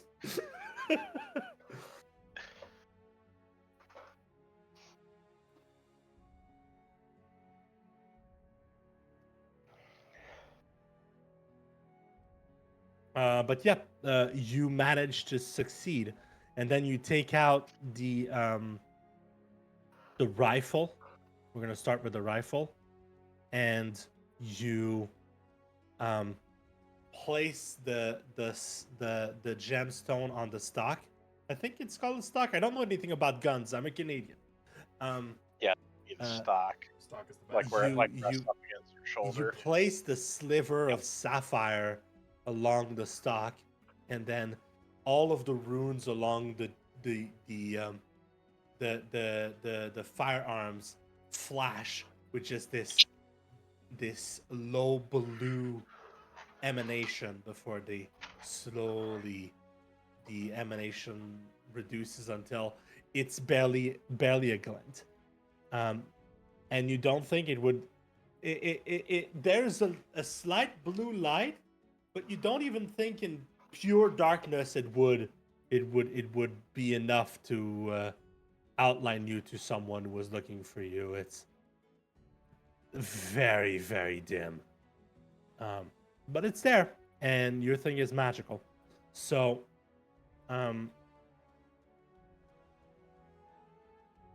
you,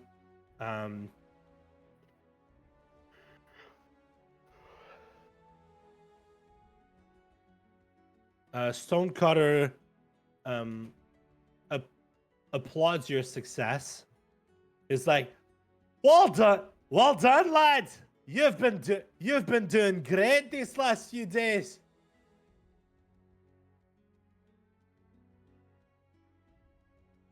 Yep. This'll give this rifle just a little extra kick.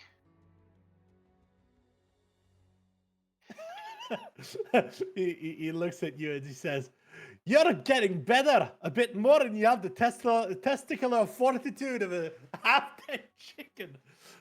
Of a half-dead chicken." And he just walks away.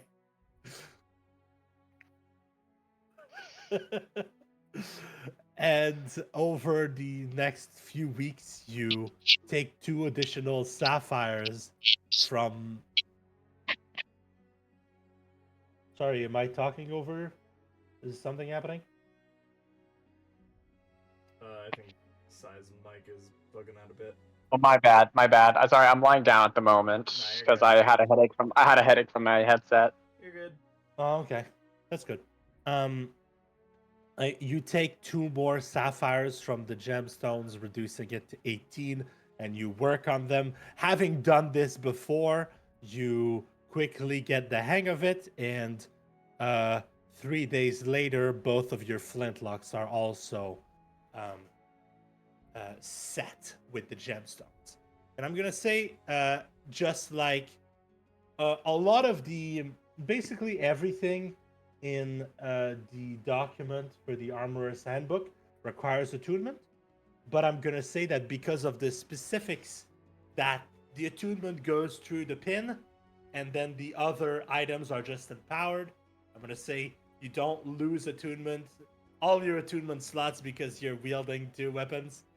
So I'm gonna say that they're attunement free. Your hoard is slightly less gold heavy, but yeah. I think that leaves 1, yeah.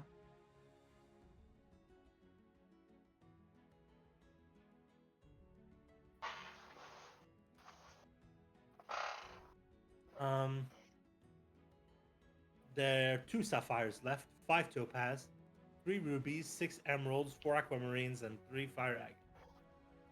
With 18 gold, with 1850 gold piece gemstones. And the reason I was saying that I messed up is that when I made the calculation for how much money you do by taking the gemstones and increasing them by 2.5 times, I somehow, for some reason, set it as 25 gold piece gemstones instead of 50 gold piece gemstones. So you made half as much money as you were supposed to.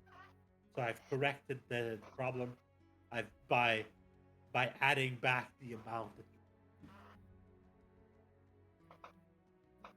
Warboss ripping us doubling, off. basically. Amazing. Anyway, so yeah, then the question is, what does Sai do over this 2 months?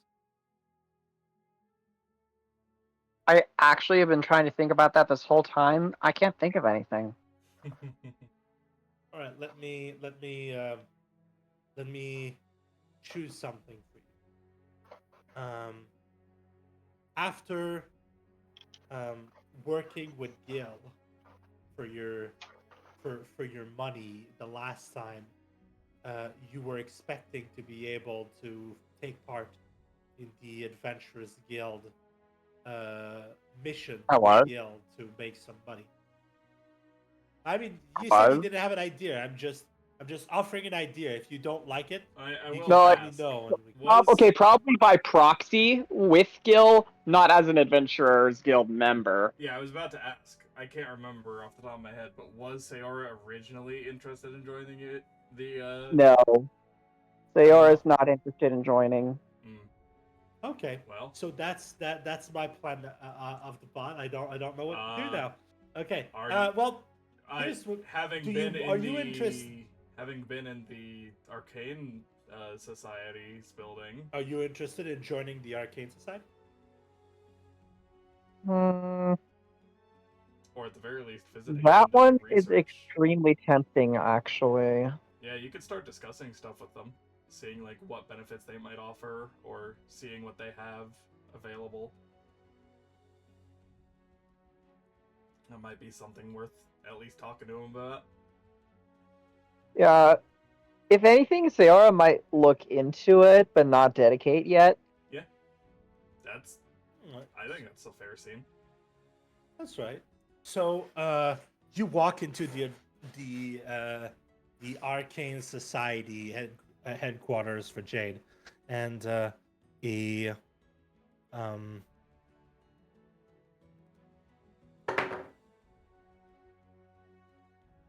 an elf is behind the counter, and well, there are more than one person behind the counter. But after you're done going through the line, you walk up to an elf, and she goes, "Oh, hello. How can I help?" Hello, can help Arcane Society. Ah, yes. Kankus. No, it's all right. So you're thinking of maybe joining the Arcane Society? Just nods, just nods. All right. So, um, are you aware of what that what that incurs? Just shakes head no. All right. Well, then let me just give you a little. Um, of course, we have a document that you have to sign if you wish to join, but I can give you the long and short of it. First off, if you're part of the Arcane Society, you need to once a year update us on any advances you made on your arcane studies. If you've have any project or spells that you've developed or worked on, you give us a report about these things so that the vast breadth of knowledge available to us all increases bit by bit. Everyone doing uh, their work so that we all grow knowledge. In exchange, the Arcane Society will offer you any um, components you need for your spells freely for anything that's below 50 gold pieces of worth. If we start thinking about like 300 gold diamonds and such for revivification spells, sorry, let me reel that back. If we start thinking on 450 gold piece diamonds for revivification, this might be a bit out of our budget to offer it freely, but you will have a 25% discount on any components that you buy from us that are above 50 gold pieces. Otherwise, you have access to the multiple amenities. Wherever you go, you will have a place to stay. We have society branches in pretty much any city of worth. And if, well, that's about it, yeah. Any city of worth. If you Question. find yourself in the boonies, we can help. But we can give you a scroll of Tiny Hut. Question. Yes. Any kind of research? Research is not needed, but it is highly recommended you do so. You don't have to, but As she is do. speaking, the door opens and another Sayora enters with the applications in hand. which haven't been even handed to her yet. They are not filled out yet, but she just walks in, waves hi to the other self, and then just stands there. Waiting for her turn An in the egg? queue. I'm gonna roll. 19. Jesus Christ. She goes, "Oh, an echo. That's fantastic. Not a lot of people are specialized in both martial and arcane pursuits, which means that you often don't see the echo users joining this society. They prefer the guild. That's fantastic. That would be a great point to your application." They just both nod. She smiles and says, "All right. The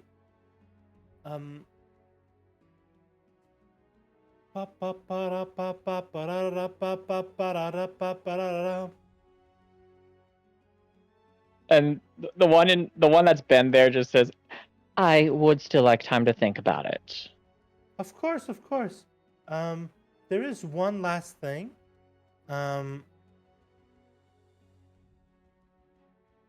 There is a test involved.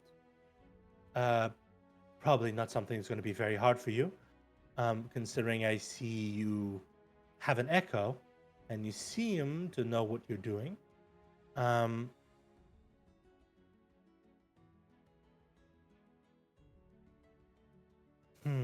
She thinks for a second.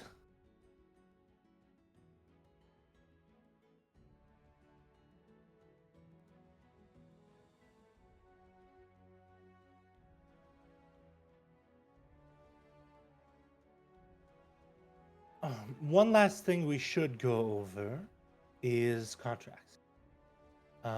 There are times when the Adventurers Guild will assign you a contract. Those could be research, or maybe something. I see in your file that you've worked for us through the Adventurers Guild. It's possible that you would be requested as a liaison between the Adventurers Guild and the Arcane Society for certain requests made on their behalf. I believe your friend Vanya has had this role before. In any case, I know that you've worked with one of ours, Vanya, in fact, before. You may be asked to do something similar.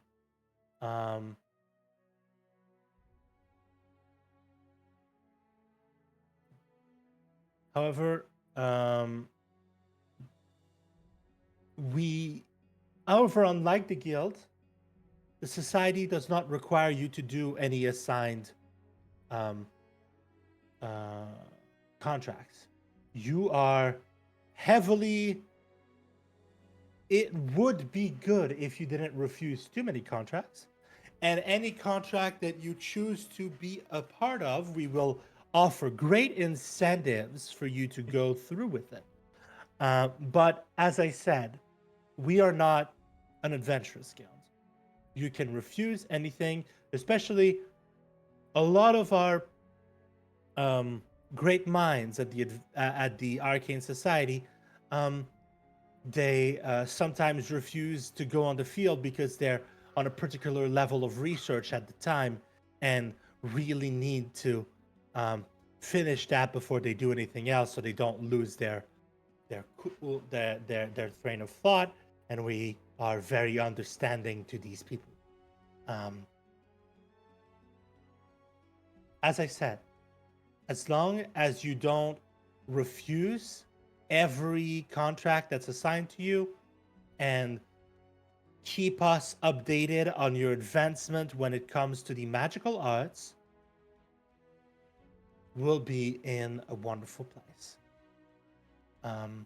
If you want to take the test, there is one in 7 days and then one next month. In about 38 days, if you want to take your time and prepare, it's going to be a lot of questions about magics, and we do not discriminate. Well, that's not true. There is some discrimination among the members, but the core of the Adventure Society, the administration, does not discriminate upon the different types of spellcasters. If you are entering as a divine caster, you will have a divine test. As an arcane caster, you will have an arcane test. And as a nature caster, you will have a nature test. I believe that you seem to be. She So- sniffs. Just Yes.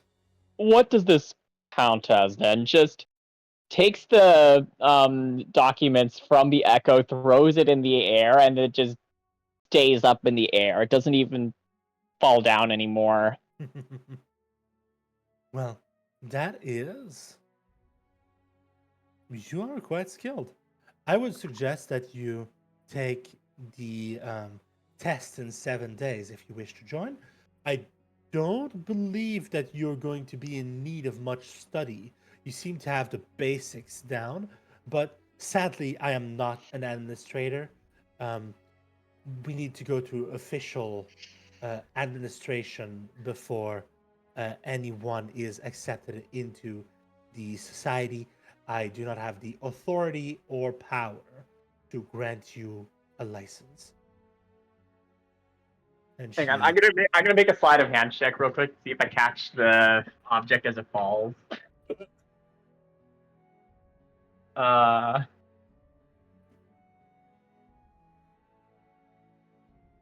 Yeah. Mhm. All right.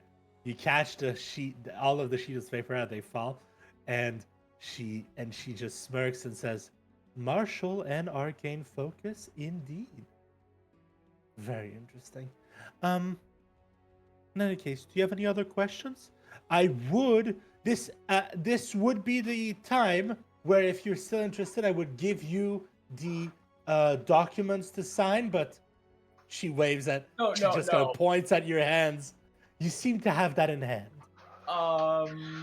Just gives it back to the other, to the echo, and then as she blinks, the echo vanishes with the papers. Oh. Just shrugs. Needs a causal loop. It no, just Don't give me a second. have. She rolled a 19 on her Arcana for your echo, plus all her bonuses. And when she sees that, she says, "A time echo. You don't have the papers yet." Ah, yes, of course. I'm sorry. I misunderstood. Give me a second. And she goes and then gives you the stack of papers and says, "Had I known this was ordained, I might have not made such that. I might have not worried about making such a good sales pitch." The sales pitch might have made it happen in the first place, though. Time magic, always so fickle and interesting. I believe that the Arcane Society will make it a pleasure to accept it in their ranks.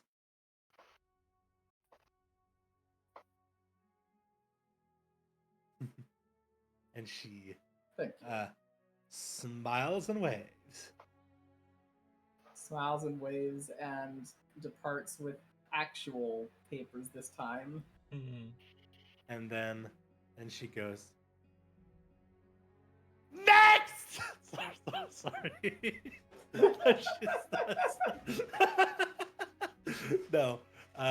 Then a person in the line has a little gemstone medallion that flashes, that says that flashes with a 7, and they walk to the booth number 7, and the elf greets them, and then you walk out the doors and you don't know what happens next. Ew. Magic DMV, hate that. Well, I mean, I Now serving number 7. now serving number 87. Move to booth 7 for support. 8. But yeah, out of character and out of everything, the Arcade Society, I'm trying to make a bit more modern in the way that they work. Hopefully that goes through. I sure am glad because you took the bureaucracy of modern times along with that. Well, that's fun. Well, I mean, the Arcade Society is very much so not as draconian with its member as the Adventurers Guild. Mhm. The Adventurers Guild, if you refuse a contract, you're kind of on thin ice. And if you refuse 2 contracts in a row, you're at risk of losing your license. And if you have to accept the 3rd one, and if you refuse to 2 in a row, you're revoking your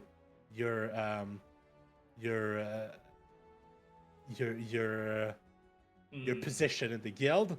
You if you're high ranking, you're demoted. If you're not high ranking enough, you're a black token now, and people have a can get a bounty by killing you. So that's not good.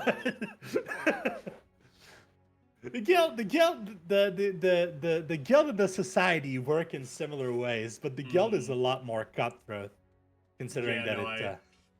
I posted Yeah. earlier, like, the guild has compulsory missions for their members. Meanwhile, the society gives first dibs to their members. Yeah, basically, it's kind It's of like- like, hey, we. All right, I know These that are you like to high-paying use. jobs. Do you want them before we post them to the Adventure Society? Yeah, basically. And if no one's interested, they just go, "Hey, Adventure Society, we've got a job for you." Pretty And much. the Adventurers, and then the Adventurers Guild goes, "Is the Adventurers Guild?" And the Adventure Society, the Arcade Society goes, "Oh yeah, we always get those mixed up." Shut up. Alright. Anyway, the Guild and the Society are 2 different bodies that work in similar ways, but with different levels of rules and different strictness. Like, if you're in the Adventurers Guild and you refuse a contract, they're gonna ask for like a very a big reason for why you're refusing the contract. They're gonna need like receipts and everything, and then you go to the Arcade Society, like, hey, would like you to do this. No. Why? I'm working on something. Oh, then you're working on something. That's fair. We'll ask someone else. It's kind of like this stuff.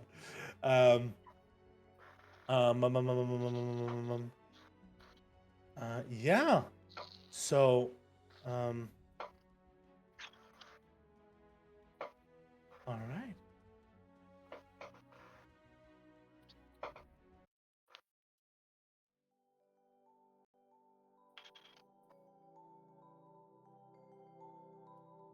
Change of music. The 3 of you, 4 of you, I'm gonna say Hecate's with you, even though she's not here at this time.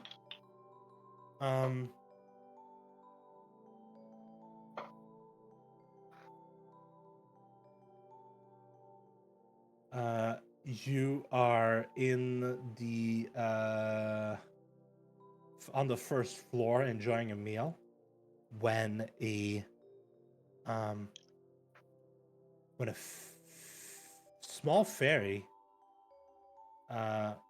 flies into the shop. Pass control. Hey! Character by the way. She goes, hey, that's rude. Hi, Gil. And Gil, this is not necessarily someone you know very well, but you know this to be a familiar of Dolan Diaphra, who is a fae a fae wild goblin who was part of your party when you were trying to fight Tiamat for a bit. He wasn't there for the entirety, but he was there for the failure at the end, which is not great because when he was there, he lost an arm. He's got ways to deal with his infirmity, but I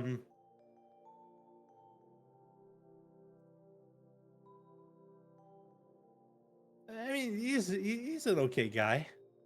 And you see, and you know that he works with this fairy, and he comes by, and she comes by and says, as I said, the last thing she said was, "Hey, Gil." Hey. Her name is Lilac.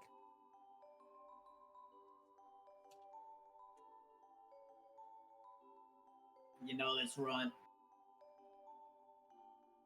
Yeah. Your bird friend is very rude.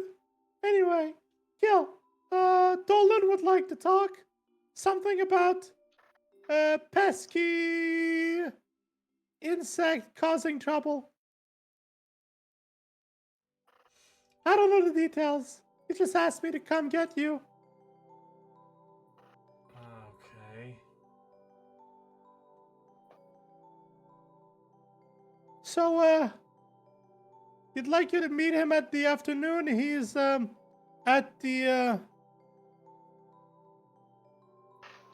Sai. Give me the name of an inn. Quick, you can do this. Inn name now. Rusty Cauldron. The drug pony.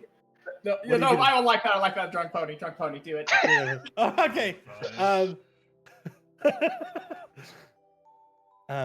She says. Tish just snorts.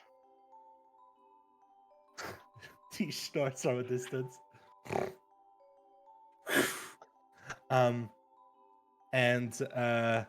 the Lilac goes, he'd like it if you could meet him at the Drunk Pony. He got a room in the suite. You know how he is. Fucking luxury seeking bastard. Anyway, yeah, so yeah, I'll be waiting. Nice to meet you all. Are you gonna introduce me, or am I going to just start hating the fucking bird? Introduce everyone once we're all actually at the tavern. Oh, okay. Well, I guess that's it then.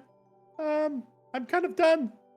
Ooh, is that bacon? And she flies down to Seora's plate and steals a piece of bacon. hang on. Oh boy. Ooh. Constitution saving throw. I rolled a. Oh, it's con save? What's the DC? Oh. 12? 12. Okay, she's good. She doesn't have a -4.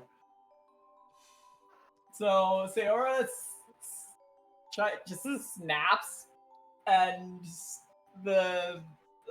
she feels a bit of resistance against her flight. However, she shrugs it off as she continues toward the freaking piece of bacon, and it All just right. infuriates Seora. She flies away, trailing the piece of dripping bacon from your plate, and says, "Joke's on you, bitch! I'm a fae. I resist magic. Go fight yourself. And she flies out. Sayora is immediately getting up and chasing after her. Oh, I'm glad we already have a rivalry here. So, Ciara is a fast cookie, but actually, I haven't looked. What's the movement speed of a fairy?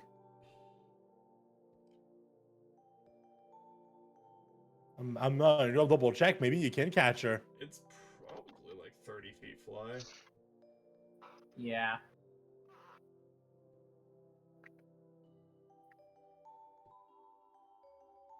Like it's Either way, I can It's- summon my echo ahead of me, yeah. so fuck you. It's like a 5-foot walking speed, but I think it's like 30 fly. The sprite have like a 40-foot Yeah. fly speed, I can but just she's summon my- not. I She's can just not a summon my echo ahead regular. of me. Okay. She flies up into the air and disappears into the clouds because she can. I'd get on my broom. Yep. Oh, Fuck boy. you!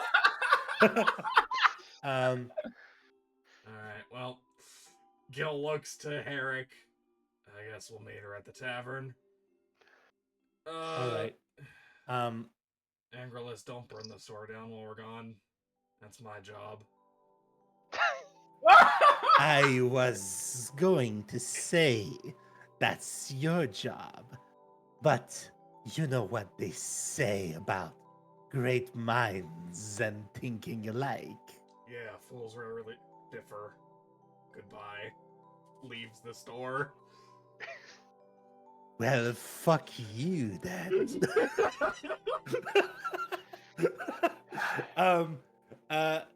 Sarah, the sprite looks back at you as you fly on your flying broom. She Which is, tisks. by the way, faster than the sprite. Yeah. So she tisks and then poofs into 8 versions of herself that all go in different directions. And about 6 seconds after poofing in the 8 direction, they all go invisible. Mother.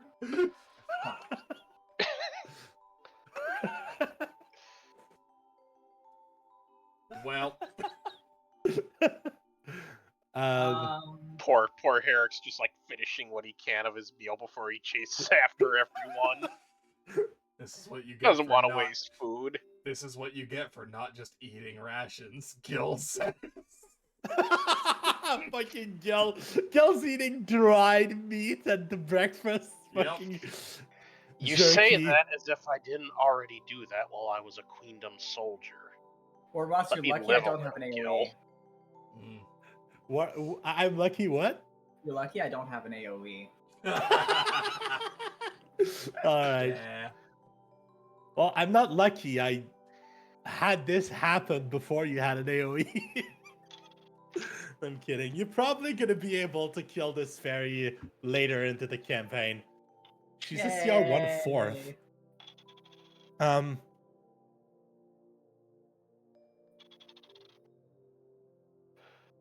I could have made them a quickling, but that would have been a bit of a bitch move.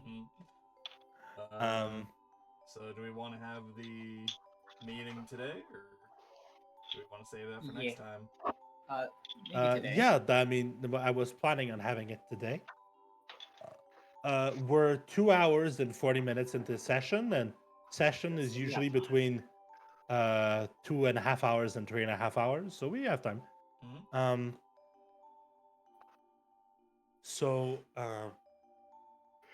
you make your way to a room into the Drunken Pony. It's a large room at the top floor, kind of the suite of the place, the best room in the house. And in the back of the room is a dusky, teal-skinned, what looks like a very old goblin, but they're wearing a face mask that hides most of their features. And Dolan goes. I haven't done this voice in a very long time. Oh. Hey, Gil. How's it going? Dolan. So, you got my message then. That's good, that's good. Sit. We'll have a drink before we start talking business. And he waves his hand and just kind of, 3 glasses of wine just kind of clink into the table in front of him. How did I fuck up? How did I get stuck on the word table? Anyway,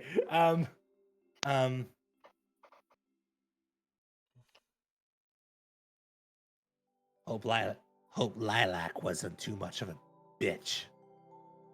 She's horrible. She's horrible right now. She's in her she's in her trickster phase. You know how Fae are. Anyway, you gonna introduce me, or am I supposed to call him Shorty, Birdie, and Tall One? What? Gil turns around. Seoran's just there. Just standing with the broom, just leaning against it. That chase didn't last Waving. long, huh? Just glares over to the sprite.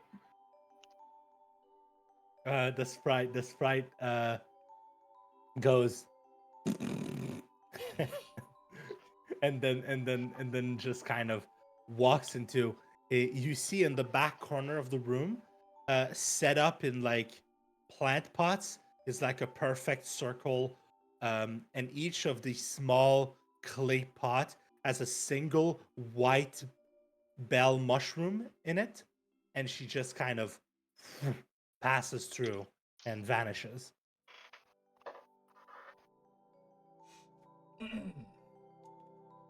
But yes, this is Sayora, and this is Herrick, and this is Hecate. Hello to you all. My name is Dolan. And he waves with his right hand, realizing at the last moment that his right hand isn't there. Right where is his hand stops, his arm stops about like 2 inches after the elbow. And there, instead of an arm, is what looks like a set of coiled black vines with red lines going all up them, and the vines coil all the halfway up his bicep, as if making a hand, but as if basically a prosthetic. But there's no hand at the end of it, and there's only like 4 to 5 inches of plant matter after the stump. And he says, he waves with his cut off hand, and then looks at it, sighs, and says, I'm sorry. It's always weird when Petunia gets hurt. Petunia? Yeah, Petunia. And then he looks at his arm and says, Petunia, what do you think? 2? 3? And then he listens as if he's talking to the plant and says, yeah. It's going to be 4 weeks at least before I get my arm back. At least. Petunia's a good grower, but it's a bit hot right now and the humidity isn't very high. So it's a bit dry season. Is it a dry season, or is it just because you're standing in Gil's presence? I think I'm gonna like you. Anyway, so, Gil,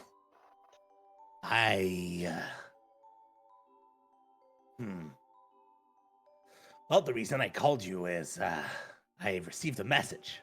So, and she's asking for my help, but he waves his arm. I'm a ranger. I use a bow. I have one arm right now. Do the math. What, don't want to stoop down to using a hand crossbow? Crossbows are bullshit and you know it. He says, getting up from his chair. Crossbows suck! They need no skill. Why would you use a... Gil's slightly Oh. smirking, very You're clearly rallying taking me. him on. You're rallying me up again. Ha ha, whoop-de-doo. Fuck you, gal. The hell have you He even sits been back doing down. for these past years? Well, yeah, I'm getting old. You know, some Fae get to live forever. I'm not that kind. Well, I get to live pretty long, but I'm no dragon. So, I don't, it's getting pretty rough. It wasn't for Petunia, I don't think I could hold up to the adventuring life much more. I've started my my retirement with the guild. Started the process. If I wait too long, they might give me a black token instead of letting me retire. So that's not good. We need to do the proper paperwork before I leave. Yeah, God forbid I have to track you down and collect the bounty. I killed you fucking dead. Anyway, With what arm? so I hate you. Anyway, You don't even have to tie the arm behind your back because it's just not there. So, who is this that's requesting aid? well, how about I just read you the letter? And he unfurls a letter and begins to read. Dear Dolan, I have found another lead about the Dragon Queen's forces, but Az has advised me to not rush into this head on by myself again. I'll admit, last time it was a bit hasty, and I'm really sorry the last time I called you, but I could really use the help. It's a garrison just outside of Aquamarine, and there's word there could be crucial information hiding in there. What it is exactly, I'm not sure, but Az seems eager to have a look at what's going on over there. I promise I'll put in good word in the Adventurers Guild if you help out. Lots of good pay. You know the deal. It'll be like old times. I'm at my place just outside of Jasper. You know the place, just to the north. No, not that north. The northeast. It's that treehouse, remember? There's a rock that you turn to drop the guest rope. Just climb up, and you're there. Easy. Gil will be watching for you. I, Kestel. P.S. You had better not let that scaled jerk know about this. I swear, or so help me, that arm won't be so lonely anymore.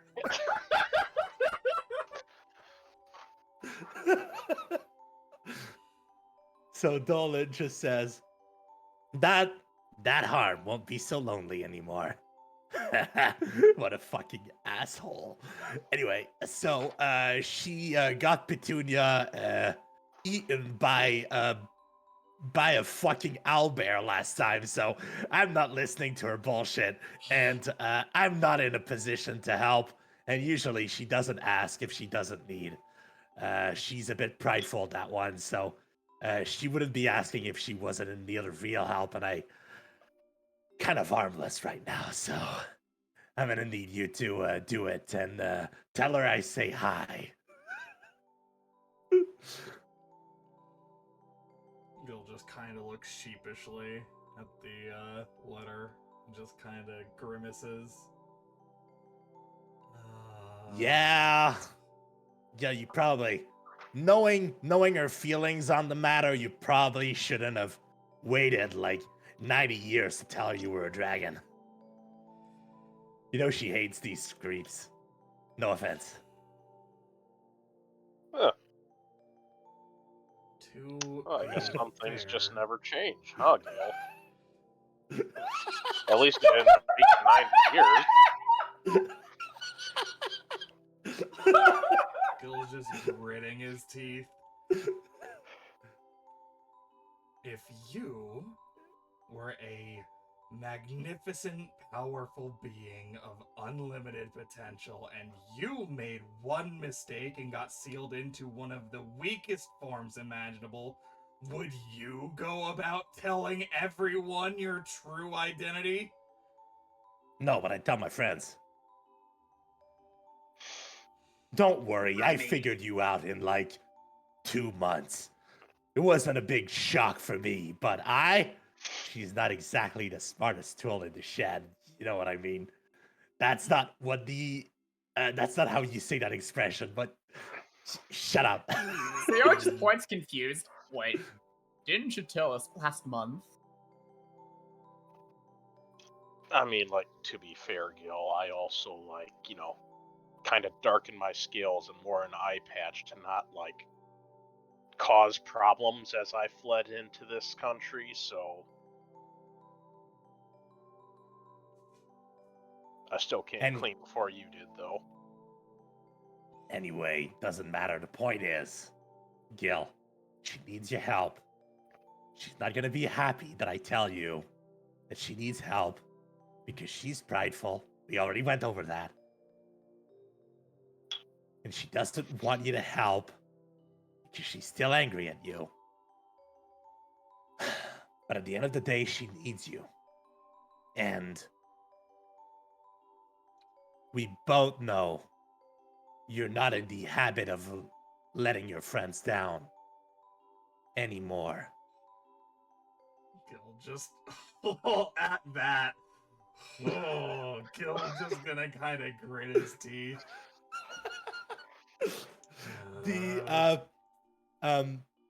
Dolan just takes out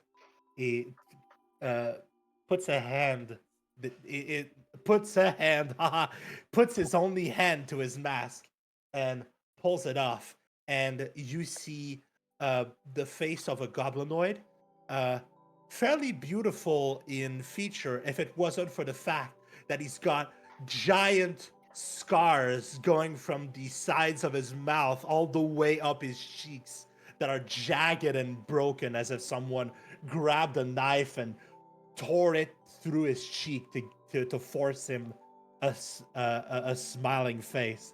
And he just grins and he says, "Oh, shut up. At least you're stuck in a pretty body."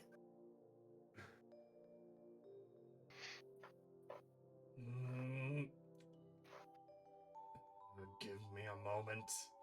Gil's just gonna kind of get up from the table, walk out of frame.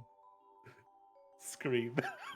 Just, like, as he's away, just, like, check the table to see, like, how many indentations his fingers put into the table. Gil walks back. Wait. While you're away, Dolan just kind of puts his mask back on, and then he looks at the two of them, the three of your allies, and say, "Go ahead and drink. It's pretty good wine. His is water with colorant in it, but don't tell him that."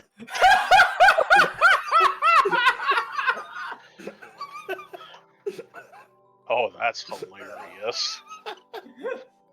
and then he just kind of looks away and begins to whistle as you walk back towards the table. My insight check that motherfucker. I don't trust that. Oh, Dolan, what's your deception You score? just fucking Oh, right. randomly whistling in the background? Not. Oh, Natural 20. oh no! Dolan's being Dolan. He's being a fucking dick. He's you know that the moment you met Dolan, he was a you didn't know he was a ranger. You thought he was a rogue. He he was a fucking prickly, difficult bastard to deal with. And he's always been a fucking asshole, and he's just being an asshole right now. And you look at your glass, and the color of the liquid in your glass is slightly different than that of the others. Gil's just gonna sit back down. Alright. Give me the fucking letter. I give him the letter. Dolan just kind of gives you the letter and says, leans forward, his hands on his knees. Now, Gil, seriously, without all the jokes and the funny ha-has and the, it's been a while since I've seen you, so I can't help fucking with you. All that aside, you know, she's difficult. But you know she loves us. Even if she's a fucking dick about it all the time. She deserves our help. About that one. She helped us when we needed.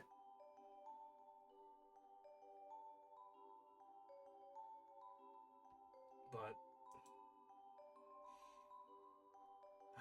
I'll do what I can. Or at least as much as she'll allow me.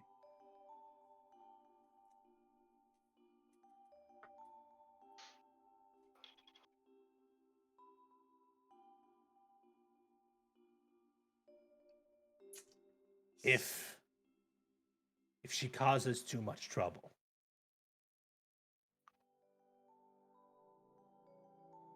tell her I've got a 23rd vintage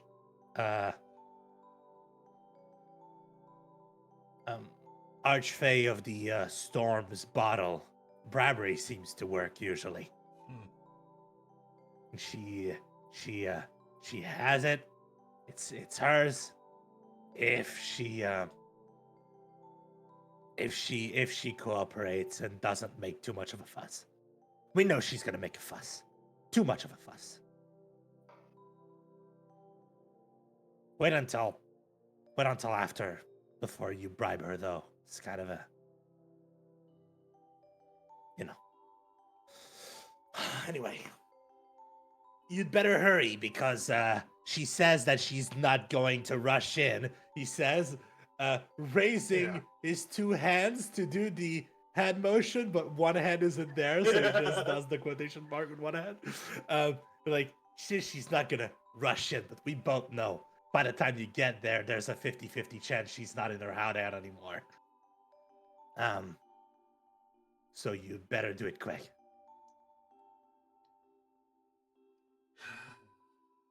Alright. It'll take a little bit to prepare, but we'll see about it. It was Aquamarine, was it? Aquamarine. But her hideout's in Jasper.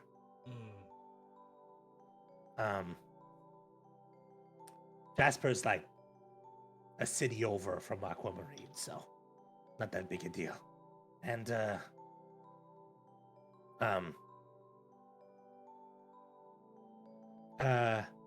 she gave you this just in case. Well, she gave me this just in case. and he gives you a token, and this is a provisionary token, diamond rank, because of course she outranks you in the guild. um, so basically, no matter this is a diamond rank token. Tokens go lead, iron, copper, silver, gold, where you are, platinum, mithril, diamond. This is a diamond rank token. So, high outranks you in the guild by a good 4 levels, which is I'm gonna let you decide how you feel about that. Just gonna sip tea here. Just. Gil cares. That's fair. But yeah, basically, you know that with a diamond token, you're probably not even going to have to go through the screening. You show up with a diamond token and you get to use the teleportation circle without meeting anyone, without like talking to bureaucracy. Diamond token is VIP. Mm-hmm. And it's already synced to the place where you go. It's a guest token, so it's not like you can go anywhere. You show them, and they're gonna send you to Jasper. Yep. Honestly, when it comes to Gil's rank, he probably turns down promotions just because he's like, A, I don't want more authority. B, gold. Yeah, gold is good. I like that. I like that. He's more comfortable being a foot soldier because at this point he's like not super comfortable making decisions of his own at this point. Yeah. That's funny. Anyway, yeah. So you're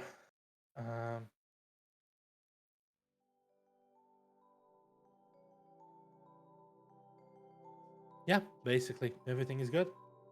Dolan just kind of keeps sipping at his wine and says, "Drink, everyone! Like we're here, aren't we? It's a bar. Might as well drink."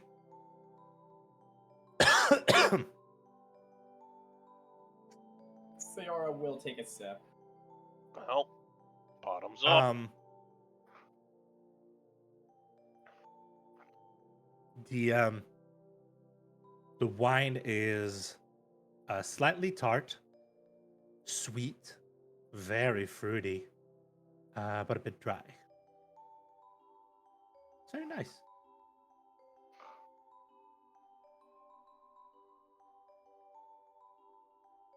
Except for Gil. Gil's is just water.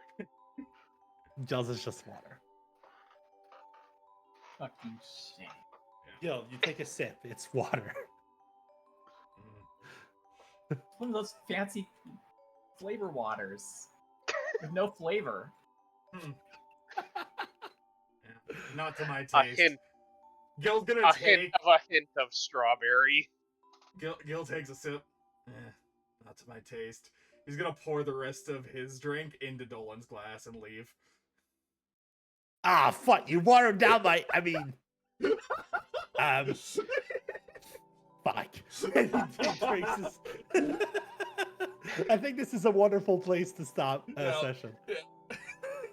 Hi guys, welcome to my portion of this. So My chest caught remember you scheming over there. Yeah. Well, I mean, remember how I said that I wanted my my guests to be basically part of coming up with the stories? Mm-hmm. I decided I was gonna do the exact same thing with the main core players. So whenever we have an arc that's about you or a character that's like from your past or like an old player character, you can be fucking sure you're gonna be part of it. And if we meet the old character, you're playing the NPC. Nice. So we're gonna have fun with that. I mean, Yeah. forget. It's probably not gonna happen for you, Curb, because you're playing your old NPC already. True. Yeah. Although we can talk about one other thing that might potentially come up in the future, but we'll see. Yeah. That's probably But like, much later. I'm just saying. I'm not saying that you're not going to have an arc of your own. Mm-hmm. I'm saying that your arc is probably going to be about Gil's past rather than about another PC that you played in the past. Mm-hmm. So yeah, that's what I had planned for today. Some telling people what we bought with our points, a bit of downtime, a scary cutscene, and then meeting back with a friend. All right. Well, Those were my plans for today. The scary cutscene was really dependent on if you were going to throw the fucking mask in the Hoard or not. mm-hmm.